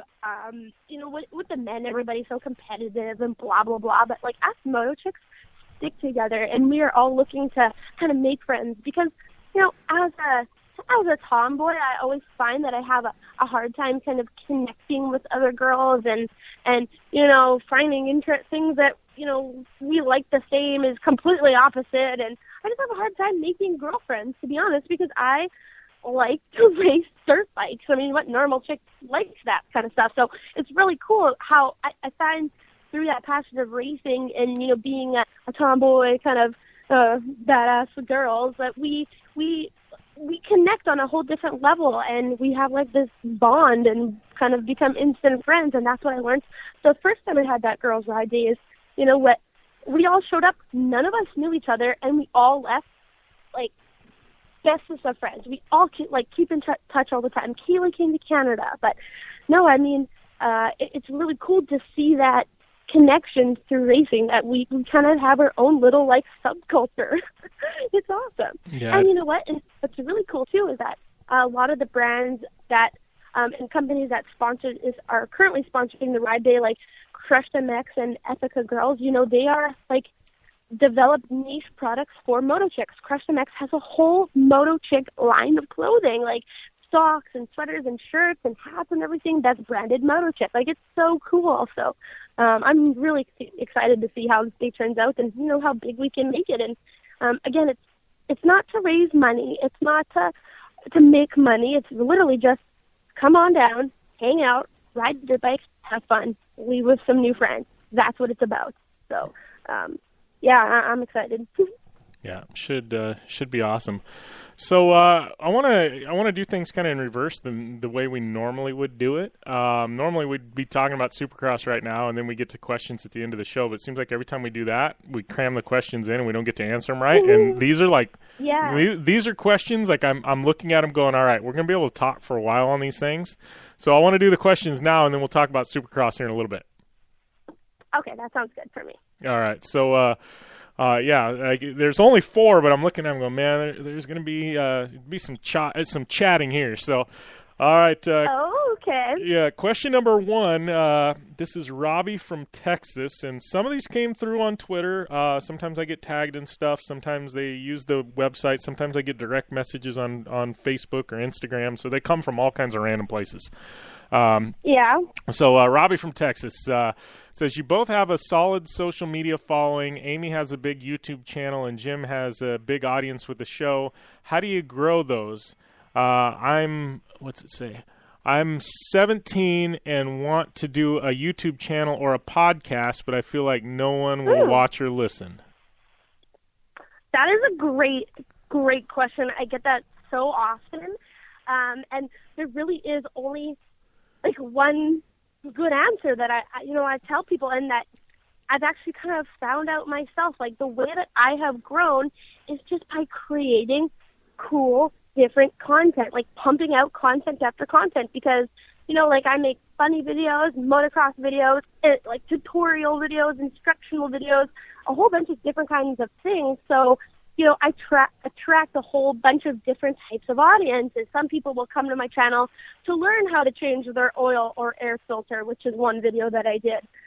You know, while other people might just come for the pure entertainment and see a bunch of chicks in bikinis run dirt bikes. I mean, like, you have to create a whole bunch of different things to attract a whole bunch of different audiences. But, you know, the more unique you are, the more you kind of brand yourself as this individual who's doing something that no one else is doing. And that's why people, you know, kind of like get hooked and attached to you, because you don't know what they're going to come out with next. You know, you're always full of surprises and making cool things and making people laugh. But that's why I found can really help grow, is just by creating a lot of cool content and something different. So it's not just doing what somebody else has already done. You really have to sit down and think about what has not been done before that you are good at and could possibly create. So that's what I think. But also, which is really true to my heart and really, really important, and why I think, you know, you can not only grow your social media, but you can stay relevant, is being true to who you are. Not creating some fake persona or doing something to try to get likes, but, you know, actually being true to yourself and presenting yourself in a way that is very real. That's what I try to do for my social media. Like, I don't like to post ads, or, you know, people are like, oh, can you post this for me, blah, blah, give me a shout out. It's like, you know what? No, that's, like, I'll post an ad if I'm in the ad, because this is my social media platform. It's about me and my life. Like, you got to be real for people to take you seriously. Like, you got to stay true to your roots and just, not be fake, because people can see through fake stuff and, extremely easily. So. Yeah. Well, and I know with me, that's what I have to say, Jim. Yeah. Well, and I know with me, it's pretty much the same thing. One, be yourself, but two, I'm not talking social media. I'm talking YouTube and your podcast. 'Cause social media, that's a whole different animal. I've done well on Facebook. I'm learning Instagram. It's I don't know. But as far as like the radio show and I think YouTube channel, like Amy said, one. Main thing is you got to do something different. I mean, it's like motocross podcasts or now even off-road podcasts and stuff like that. They're a dime a dozen. Like when I started this up 4 years ago, I was the only one. I was very, very lucky. And at that point, even podcasting and internet radio, I mean, we've always been a radio show that, then it becomes a podcast after we're live. But when I did it, I mean, the market wasn't saturated. I was the only guy, and I put out good content, so I developed our following. And now I think I was looking, and we had over 5 or 6 million downloads last year, just astronomical downloads. It's crazy. Because we're awesome. Yeah. But no, I mean, the biggest thing is you got to put out good content that people want to hear. And two, it's got to be regular. Like if you're going to do a podcast every single week, you got to pump one out. Don't do one every 3 weeks or a month. It's got to be regular on a given day. And it was for 4 years everybody expected me on a Monday to have a show. Now it's every day. Every week they're going to expect something on a Tuesday. Other than the 2 weeks of Christmas. Yeah, I really agree with that, because people get on my butt about when they're making their next video, when's the next video, blah blah blah. Like, I feel bad that I can't. I'm having a hard time pumping out regular content because, people will lose interest with you if you keep promising to do stuff or they're expecting stuff and you kind of fall short of that. People will start to lose interest. So I completely agree with the regular content, having a posting schedule. That's why I post a ton of Instagram videos, pictures all the time. It's like, I don't care. I hate when people say, 2 photos in a day. Hey, sometimes I post 4 photos because I really don't care.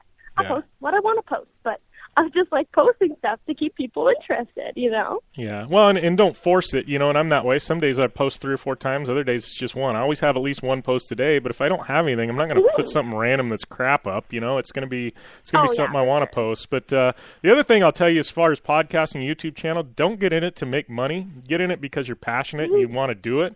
Like seriously, I think my first show I had 32 listeners live, and I think I ended up having 230 total listeners in the archives. Now it's crazy because people have gone back and listened to that first horrid episode. Yeah. But just seriously, just start talking, just start doing videos. The listeners and the viewers will come eventually. It's not something that's going to happen overnight. You got to organically grow it. And I mean, as far as making money, literally, I think after the first year, I did 50 some episodes, and I had Block on air and all these amazing people. And I think at the end of the first year, I think I picked up my first sponsor for my show, and it was like $100 sponsor. You know what I mean? Yeah, so persistent. Yeah, now here 4 years later, I'm making, let's just say, a lot more than that. But you know what I mean? It was one of those things where, don't go in it thinking in the first month, don't even ask anybody to sponsor your show. Just try and put out good content. Concentrate on that, and everything else will fall into place. So, I don't know. Completely. I completely agree with you. I mean, you can't go into something hoping to make money because if you have all these expectations and you fall short, you might get demotivated. So just go in, trying your best every time and creating cool things and just have fun with it. The more fun you have, I find often the better things you can create, whether, if you're stressed out to pump things out or you're stressed out because, you're not getting a lot of viewers right away. Just go in it and have some fun like this. That's what it's all about, is finding things that you enjoy doing, that aren't a chore and that aren't work, you actually enjoy what you're doing. Yeah, for sure. All right. See, I told you we need to. We needed to do the questions first because we got a couple more and they're pretty pretty cool question. So the next one, Paige in North Carolina. I know who Paige is. She's a longtime listener to the show, always tweets and Instagrams and posts stuff. So thanks for listening, Paige. Oh, really? Yeah. So just want to tell you that you guys are awesome. Are you going to be together live at events this year anytime? I know. Yeah, we are. Yeah, Mint 400, 100%, 1,000% for sure. We'll both be there live doing a show from the Mint. Obviously, Amy and I will both be at Terracross events all year long together doing radio and racing some razors. Past that, I know we're going to have you out at a few. We're just trying to figure things out, like the UTV World Championship, if we can fit that in, and some others. So, yeah, we definitely will be together. I know we've got some really cool stuff working, possibly with our boy Street Bike Tommy, so I don't know. I'm not going to say any more than that, but I will just kind of leave it at that. We got some pretty cool stuff up our sleeves this year. Yeah, definitely. And I mean, like last year was just kind of like a catalyst that got the balls turning in the head and, all the gears working, that there's lots of things that we want to do. So I think, we really hit the nail on the head with how successful we were together last year, and it just makes us want to do more this year. So. Yeah, for sure. All right, number 3. Oh, this is a fun one. Jeff from Vegas. Amy, what's your favorite motorcycle of all time? Jim, what's your favorite car truck of all time? That's an interesting question. Okay, Jim, you go first with this one. Okay, I've got 2 right off the top of my head, and I think this has been asked like a year or so ago, and same thing. 2 of my favorite cars ever. I mean, trucks, I love trucks, but, we'll do cars because it seems like trucks are just trucks. 2000 Mustang Cobra R. They only made 75 of them. Legit, at that point, the fastest Mustang ever made. It's got the big wing on the back. The car was so legit, they didn't put an air conditioner, didn't put a stereo, they didn't put any insulation, had no rear seat. It was like a street-legal race car. Mustang Cobra R, and I'm going to buy one of these days. I swear. I'm going to show up with one of those. That's your dream car? And the funny thing, it's not like it's a Lamborghini or anything. You get one for like 40 or 50 grand now used, but I just want one. And early 70s, Di Tommaso Pantera had the Ford 351 Cleveland engine in it. The thing would outrun just about anything. Lamborghinis, Ferraris, it just had them trumped. So those are my 2 favorite cars ever. That's a good choice. I would have to say obviously my favorite bike would be the CR 250, that's for sure. Like, I've rode a ton of different brands of motorcycles. I really do like the 250 Yamaha. I'll give it that. It's an extremely fast bike right out of the box. But a Honda's just one of those old reliables. Like, I've never had any problems with my Honda other than my 2007, which, I mean, The Rock couldn't kick that bike over. That thing did not want to start ever. I hated it. It was a piece of crap. But ever since, anything after the 07, the bikes have been really good to start. Man, that thing was a beast. But Honda's always just, again, been that bike. I've never had any problems. I've never had to redo the front, the top end or bottom end. Never blew anything up. I blew up a lot of clutches. I go through clutches like, a fat kid eating a bowl of cake. But, no, Honda's just been such a great bike. And I always suggest, girls who are kind of starting out, or people who are starting out, to get a Honda. They're great bike maintenance. I mean, you don't got to do a lot, change the oil, change the air filter, and you got a bike of steel for life. Those things never die. Just like a little Ford Ranger. I mean, those things last forever. Yeah, Hondas never die. That's one thing I'll say. My family had a Honda dealership for 30 years. We've got so many vintage Hondas in the storage, and literally we take them over to the race shop, and I've got one that I've got my eye on right now. I can't remember. It's just an a little 70 dirt bike with a clutch and a 3-speed transmission, and it's a late 60s, early 70s, and the thing's so much fun to ride. And literally, it hadn't been ridden in probably 8-9 years. I'm going to go over to the storage. I'm going to pull it out, put a new battery in there, put fresh gas in it, and the thing will start up.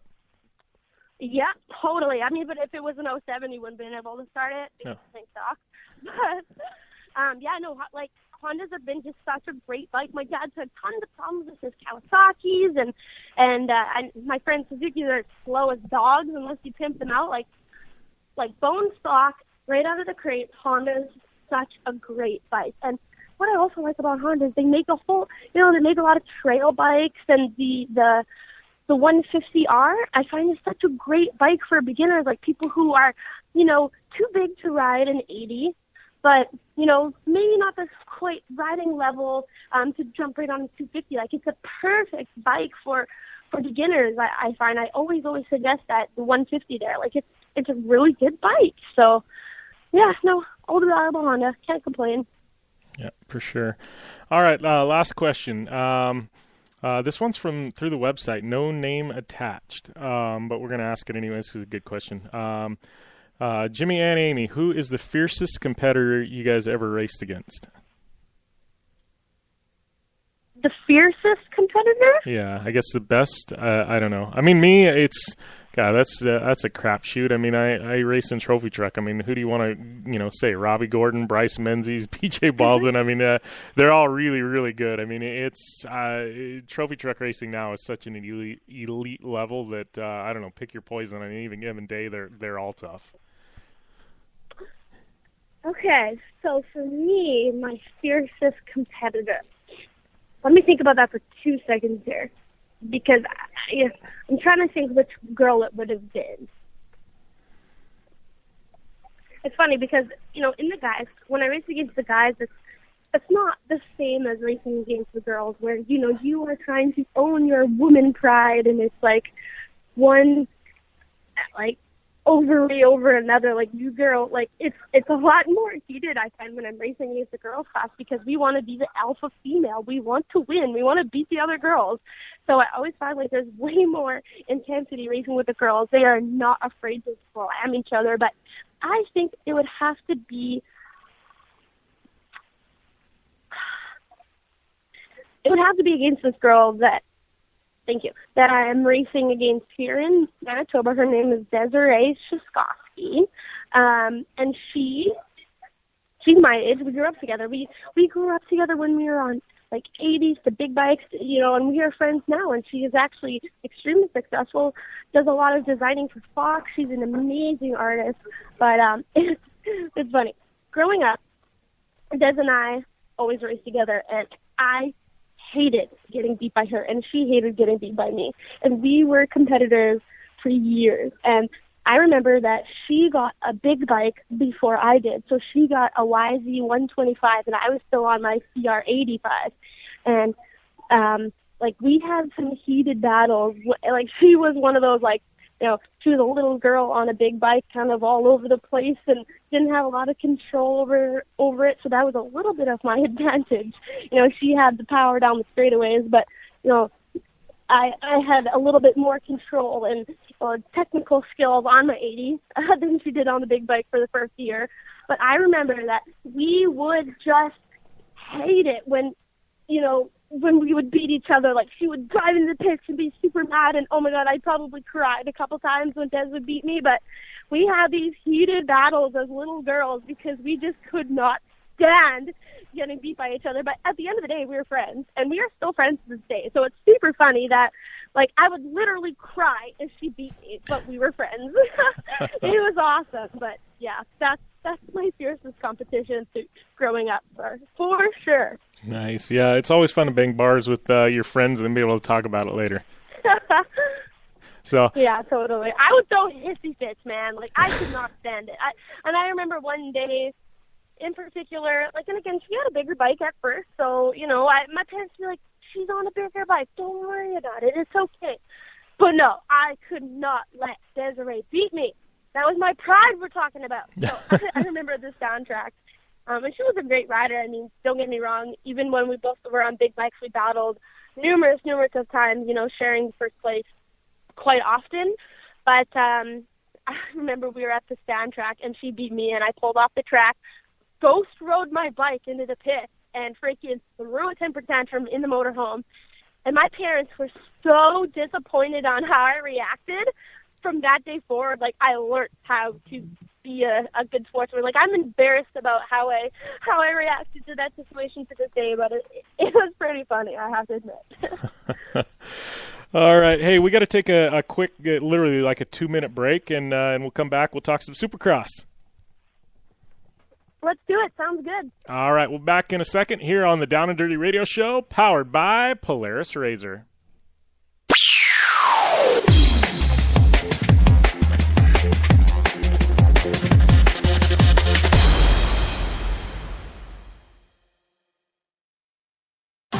I'm Polaris rider Jim Beaver. I race trophy trucks professionally, host a Down and Dirty Radio Show, and also travel the country announcing motorsports events. I've seen it all, and trust me, I've done most of it, so when it comes time to relax on the weekend, nothing is better than taking time with my family in our Razor vehicles. They've got the reliability I need to just pick up and go explore the desert, dunes, or trail, and have the capability to attack even the harshest terrain. If you're looking for some of the most reliable and safest, and hands down most capable off-road machines in the world, look no further than Polaris and their award-winning lineup of Razor vehicles. Whether you want your daughter to experience off-road driving for the first time in a Razor 170 like me, take the entire family out in a Razor XP4 1000 on the weekend, or shred the desert and dunes in the all-new Razor XP 1000 Fox Edition, Polaris has you handled. Take my advice and join me and some of the best drivers in the world by driving a Polaris Razor. Check out the full Polaris Razor lineup at Polaris.com or follow them on Facebook, Instagram, and Twitter at Polaris Razor.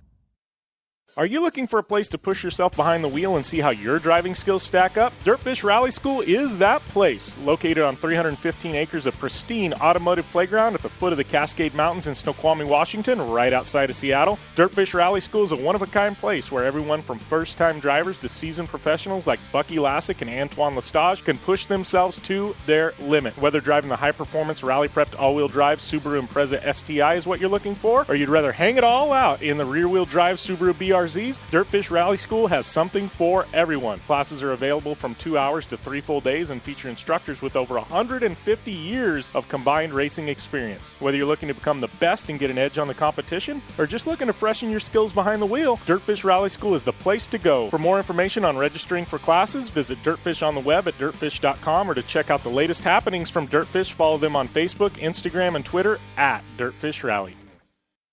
For 100 years, General Tire has provided tires for your lifestyle, your adventure, your anywhere. Born from competition, the Grabber tire offers the durability and off-road traction you demand in a tire. We put these tires to the test in the harshest off-road racing conditions to give you a tire that will make your anywhere possible. So let us take you on your next big adventure. Tweet us photos at General Tire, hashtag anywhere is possible. Because with General Tire, anywhere is possible.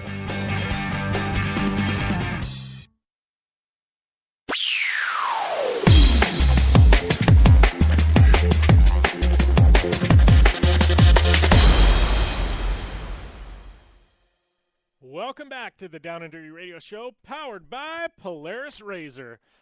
Jim Beaver, Ami Houde in the house, chatting on a Tuesday. I keep wanting to call it a Monday, a Tuesday, but I gotta say, man, over the weekend, I don't know if you guys saw my picture, but you're here in the General Tire spot. Longtime partner of mine on my race program and now the radio show, and stoked to have them, on board. But sometimes you hear whether it be radio hosts, social media people, whatever, promote a brand, this and that. And I got to tell you, if you don't think General Tires are tough, I not only have them on my race vehicles, I have them on all my personal vehicles. I have them on my Razor. Look at my Instagram account. At JimBeaver15 and check that out. If you didn't see it, you need to go and check out that picture on my Instagram account. Literally a screw. The thing was like 6 inches long, went all the way through the tire, and the thing was still holding there. Pulled the screw out. Tire was still fine. I got to tell you, I know, Amy, you've got General Tires on your truck. I was just saying, I don't know, did you see that picture on my Instagram account over the weekend of the screw that went through my tire that was like 6 inches long? Tire was still fine. Yeah, that's crazy. Yeah, it was nutty. So, but enough tire talk. Let's talk about some dirt bikes. I got to call you out, Hood. I got to call you out right now. I know. 450s, Ryan Dungey. You threw him under the bus last week. He must have heard you and said, nah, Ami Houde. I still got some stuff in the tank. Well, yeah, I know. But you know what? It was so close. Like, I actually thought that Chad Reed, he stayed so close to him the whole race. I thought he was going to pull a rabbit out of the hat the last 2 2-3 laps there, I know Chad Reed, and he always likes to kind of pounce on his parade at the last second possible. I thought he was going to be able to pull it together and pass Dungey on the last lap there. I was so bummed, but wow, what a great race for Chad Reed. We were all sitting on our seats just freaking out. We're like, yeah oh my God, the old guy. Yeah, like, Chad. It's so cool. Chad Reed. I saw an interview with him talking about how, like, you know, he's a cocky athlete. Like, he wants to go out with a bang on his career. Like, he wants to go out on top, if you will. And it was really cool for him to have said that. So, you know, I was pretty stoked. Pretty stoked for him. Yeah, and he stole the show. That's the thing. Like, no one remembers that Dungey won. Okay, everyone was more stoked on Chad Reed getting second place. Yeah, well, I need to reach out to Reed. I've got all his people's contact. I mean, he's been a guest on the show in the past, and it's been like 2 years. We got to get Chad Reed dialed in sometime this Supercross season for an interview. I think. Yeah, for sure. Like when I'm in San Diego, I'll be able to kind of talk to some people and meet up with them and hopefully line up a couple weekends to go. So I always like to kind of talk to people face to face and say, I'd like to have you on, but they're so busy. So the easiest way to get a hold of them is to look them in the face and say, you're coming on my radio show next week. Okay. I'm just looking at it. I'm going, gosh, we got to get. I'm looking at this line. I'm going, okay, we got to get Cooper Webb. Dungey, I got to reach out to his people. Reed, we need back. I'm like, God, Anderson, Roxon. I mean, gosh, we're slacking here. I need to get on the stick, and so do you, and get some of these guys dialed in. We will, for sure. Yeah, but I know Supercross season's long. We just get excited. But Reed, the whole takeaway from that, when he was on the podium, you were talking about it. My favorite part of the entire night was Reed going, "Hey, I'm here." Yeah. And look, he's like, I'm not here for the show. I'm here to win races and get a podium, and he's like, yeah, I'm the old guy, but I can still ride, and I thought, you know what, he's one of those guys. You're not going to see him hang on for 2 or 3 years after his prime when he can't compete and just be around. Like when he doesn't think he can win races, he's going to check out and be like, see you later. Yeah, no, for sure. Like he has still a lot of gas in his tank, man. I mean, like there's so many guys like Millsap. And, Barsha finished okay, but actually not really. I think he finished 11th overall. Yeah. But, Millsaps and Barsha and Tickling, I mean, come on, Wilson. I mean, these are young guys who are just not even in their prime compared to Reed. And you would expect Reed to be the one kind of pittering around in the back of the pack, not almost, on the top of the box. I mean, outstanding. It's so great. I mean, he's going to have such a long career, so I really hope to see him around for 2-3 more years. Like, I hope this isn't that last kick of the can, going to the Yamaha, being extremely competitive. I hope this is not his out year. I really hope not. He keeps Supercross so interesting and exciting, so. Yeah, and I know there's going to be a lot of bummed out fans, too. Like, I hope that he's a Kevin Windham and sticks around a lot longer than most people expect him to. So. Yeah, well, and I found it kind of weird too. I mean, the whole, like, I always thought, okay, well, he retires, he's got 2-2 Motorsports, but 2-2 Motorsports is no more. I mean, they followed me on Instagram and from back when I had Reed on air, and I got a notification the other day. 2-2 Motorsports. It wasn't an unfollow. It was just an account cancellation. I mean, they abandoned the account and shut it down. And I go, well, that's when you take your social media accounts with a couple 100,000 people following them and shut them down. It's not coming back. Yeah, no, that's insane. So I wonder why. I never really heard of the demise of the team, like what all went down. But obviously the economy is tight, and it takes a lot to run a team. It really does, and. I feel right now that this has been a really great move for Chad. He's doing amazing on factory Yamaha, and that's it's where he wants to be, and he looks comfortable and happy. And I mean, to his own. I mean, if that's what he wanted to do, well, he's just got to commend him for it. So. Yeah, for sure. And then in 250s, I mean, Cooper Webb guy is on point this year. Yeah, I mean, tough go for Cooper. I mean, in qualifying, he didn't have such as great of a night as he kind of expected it. He had a lot of troubles at San Diego last year, and I thought he was going to pull a Jeremy Martin and actually have to go to the LCQ. I was a little worried for the guy, but obviously put 2 and 2 together in the main. He had to come through the back of the pack. I mean, he started off 11th and had to make his way to first place. He is riding so much more aggressively than every other guy out there, and a lot of those guys who finished in the top there, Joey Savatgy and Jordan Smith, started out front. They didn't have to make their way through the pack. So Cooper is, exhausting a ton of energy and having to ride extremely technical and really use his head and put up a lot more energy than these guys who got kind of on cruise control. When you start up front, it's not as hard as having to make your way through the pack. So great ride for Cooper, really. I mean, I wonder how far ahead he would be if he were to pull a whole shot and check out. Like how, what his gap would be on the rest of the field is pretty interesting. But I'm really, really pumped on Jordan Smith finishing 3rd overall. He had a great race.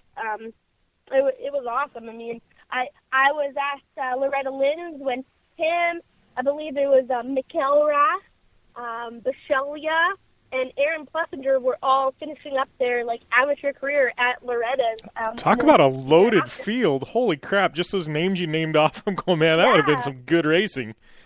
Yeah, no, it was unreal, and that was the year that Aaron Plessinger won the 6 motos in a row, won 6 races at Loretta's. But it's really funny because I remember how my first kind of ever knowing of these guys was at Loretta's, where I figured who all of them were, but then they all made their pro debut together. So it's been really cool because I've actually been able to keep tabs on all of them because they ended their career at Loretta's and then all started their pro career together. And unfortunately, Jordan got on such a bad foot where he broke his leg at MEC 2 years ago. So he's had a little bit of a slower start than the other guys like Plessinger and McElrath. But, McElrath is a really good outdoor rider, and Bishelia is a great outdoor rider, where I find Plessinger and Jordan Smith have been very, really successful Supercross riders. So it's really cool to see these guys' transition and to follow them and kind of see who's picked it up a lot faster than the other guy. But, I'm really happy for Jordan because I know he had a really rough start, start of his pro debut. So I'm happy for him. But, we talked about it last weekend, some of the guys who kind of really let us down, and I touched on it a little bit. But, I mean, man, what is going on with Justin Barsha and Davey Millsap and Wilhon? Wilhon barely made the program. I mean, I'm really curious what these guys are thinking right now and what they're struggling with. They just don't seem like the same rider out there this year at all. But yeah, it was I'm kind of bummed for them. I mean, we're used to seeing Bam Bam Barsha up there banging bars on the podium, for that top spot. But yeah, he's been hanging around, not even in the top 10. Yeah, I don't know. It's kind of weird. I mean, we're 2 rounds deep, and it's, some of these guys, you wonder if they're going to rebound. I mean, it's still early, but we're starting to see some trends, and it's, I don't know. It's going to be interesting. So, I know we're, we don't have a super ton of time, but, moving forward, I mean, these people that, looking for picks, obviously the Fantasy Supercross only counts for 450s, but, what are some of your 450 picks moving forward? I mean, who should people zero in on? Who do you think could bounce back? Well, I think Eli Tomac, now he's riding Kawasaki's, and I find he's a lot more comfortable. He looks great on the Kawi, by the way. I always thought Eli, Honda man, but I think he suits green, man. He looks great, looks comfortable, and I really like to see him pull a win out of his butt here pretty soon. And also Trey Kennard and Ken Roxon. I mean, Trey was battling up there. I think he tipped over twice, actually, so a little bad luck for Trey, but I mean, Ken Roxon's hanging back there in 6th place right now, and I'm not happy about it, and neither would he be. So I'm really hoping that Ken can, this poor start can really be a fire under his butt to get him going. But I really would like to see Ken up there. I don't think he's riding at his full potential, obviously. I mean, he's been battling for championships, and he's not even cracking the top 5 either. So I think that he will rebound. I think we'll see Trey Kennard and Ken Roxton and Eli Tomac rebounding. But it's such a stacked class of 450s. It's normally the 250s that get me really excited because it's anybody's game. There's so many like different people on the podium each weekend. But I mean that's what 450s is looking like right now. There's a new crowd on the podium every weekend, and I think we're going to see that all season long. I really do. I mean, the top 10 contenders are all guys who can, basically win a race. They're not just hanging out in the back. Like, they're all have such potential. So I think it's going to shake things up all season. It's going to be so cool. It's going to keep me on the edge of my seat. So yeah, it's definitely I just, I know we said this last year and it ended up being total opposite, but I just don't see, I will give you credit. You said Dungey's not going to run away with this thing this year, and I think that's totally the truth. I don't think Dungey's going to get a few wins, because he's Dungey, but I don't think he's going to run away with this, and I wouldn't be surprised at year's end if he isn't, if somebody else is a points champion at all. I mean, I think it's going to be close. Yeah, no, for sure. I mean, Dungey just put it on cruise control. He got out front first. Some of the guys in the back had not as good luck. But, Cole Seeley, always the bridesmaid, never the bride. The guy's got to put it together. He's so talented. I just want to see him win so bad. I like the guy. I think he's really cool. And he was the guy who made the best transition, I think, from 250s to 450s. He always kind of dabbled, where if he was riding the West Coast, he would hop on the 450 for the East Coast and get a little practice under his belt. But he is such an outstanding 450 rider, and I mean, he is going to be the next in line for Dungey's spot. I always thought it was going to be Ken Roxton, but I have my marbles in the Seeley bucket now. I really do think Seeley is going to be the next guy to claim that spot and claim a championship. He's just been outstanding and extremely consistent every weekend, which is what none of the other riders have. Even Jason Anderson, he has a win and then he has a 7th place. Not very consistent. Like, I think Cole is going to be in, either in front or just right behind Dungey every single weekend. So I think it's going to be a huge advantage for him with how consistent he is to win this championship. Yeah, well, and I think it's got to be good for Honda. It seems like Honda, they used to be, Honda was all you thought about when you thought about Supercross. And, past couple of years, it seems like, for whatever reason, I mean, Kennard, obviously he's had some health issues. Barsha flip-flopping brands, but it just seems like, that there was never that consistent Honda guy that was there every single weekend fighting for a podium. They've had some amazing riders on their team, but there was never that guy that just was there. I mean, it was always Trey Kennard. Trey Kennard is one of those die-hard Hondas. I don't think he'll ever, stray from Honda at all. I know they pay him a lot of money because he is that good old Christian boy with a huge fan following who is, he is hands down the best athlete to have ride for a team. Just who he is as a person, the best brand ambassador by all means. He does numbers for the sport, and, I just don't think Honda would ever, not pay him enough money to keep him on the team. But Trey Kennard has always been that, that iconic Honda guy. But he's had such bad luck, and, sometimes he's been out the whole season that he hasn't had the opportunity to represent Honda to his best of his abilities. But he's back now, and I hope every weekend he gets a little bit better and a little bit, more comfortable. I really would love to see the guy win some races this year, and I know everybody else and all of his fans would like to too. So. Yeah, I want to see him, 1, win races, and 2, just stay healthy for the whole year. I know, I agree. So I don't think you can't not be a Kennard fan. You know what I mean? He's just that guy. Like, I'm not saying you're... Yeah, I don't think I'm not saying you have to be a super fan, but I think in the back of everybody's minds, like, if he wins, it's not like they're pissed. It's kind of one of those things like, all right, You can be a closet Kennard fan, but I think everybody's a Kennard fan. Yeah, no, for sure. You can't not like him.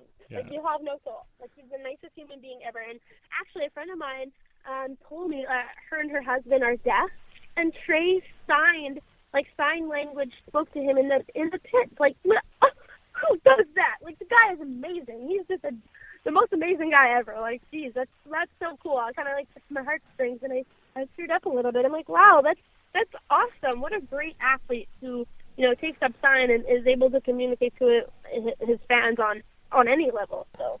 Yeah, for sure. All right, well, we got to wind things down here. Got about a minute left, but we're definitely going to have some X Games interviews next week. I got to reach out to our buddy Levi LaValle and hoping to reach out to some other guys, but we definitely have some banging X Games interviews next week. So I can't wait. It'll be awesome. All right. Well, thanks a lot, Amy, and we'll chat soon. All right, have a great one, guys. See you later. All right. That's right. X Games next week, and we've also got Supercross, Rally America coming up, Best in the Desert, King of the Hammers. Got to give a shout-out to Polaris Razor, General Tire, Dirtfish Rally School, UPR.com, Blue Water Resort and Casino, Jmar Brakes, KMC Wheels, Gibson Exhaust, MTX Audio. Follow me at JimBeaver15 on Instagram and Twitter. Amy Houde is at AmyHoude71, Facebook.com/DownAndDirtyShow or DownAndDirtyShow.com for all your back episodes. Download our app, available on Apple, iTunes, Google Play. And don't forget to get in on Fantasy Supercross over at FantasyActionSportsLeague.com and hit the Down and Dirty Radio Show, Fantasy Supercross. We will see you back next Tuesday, and as always, game on.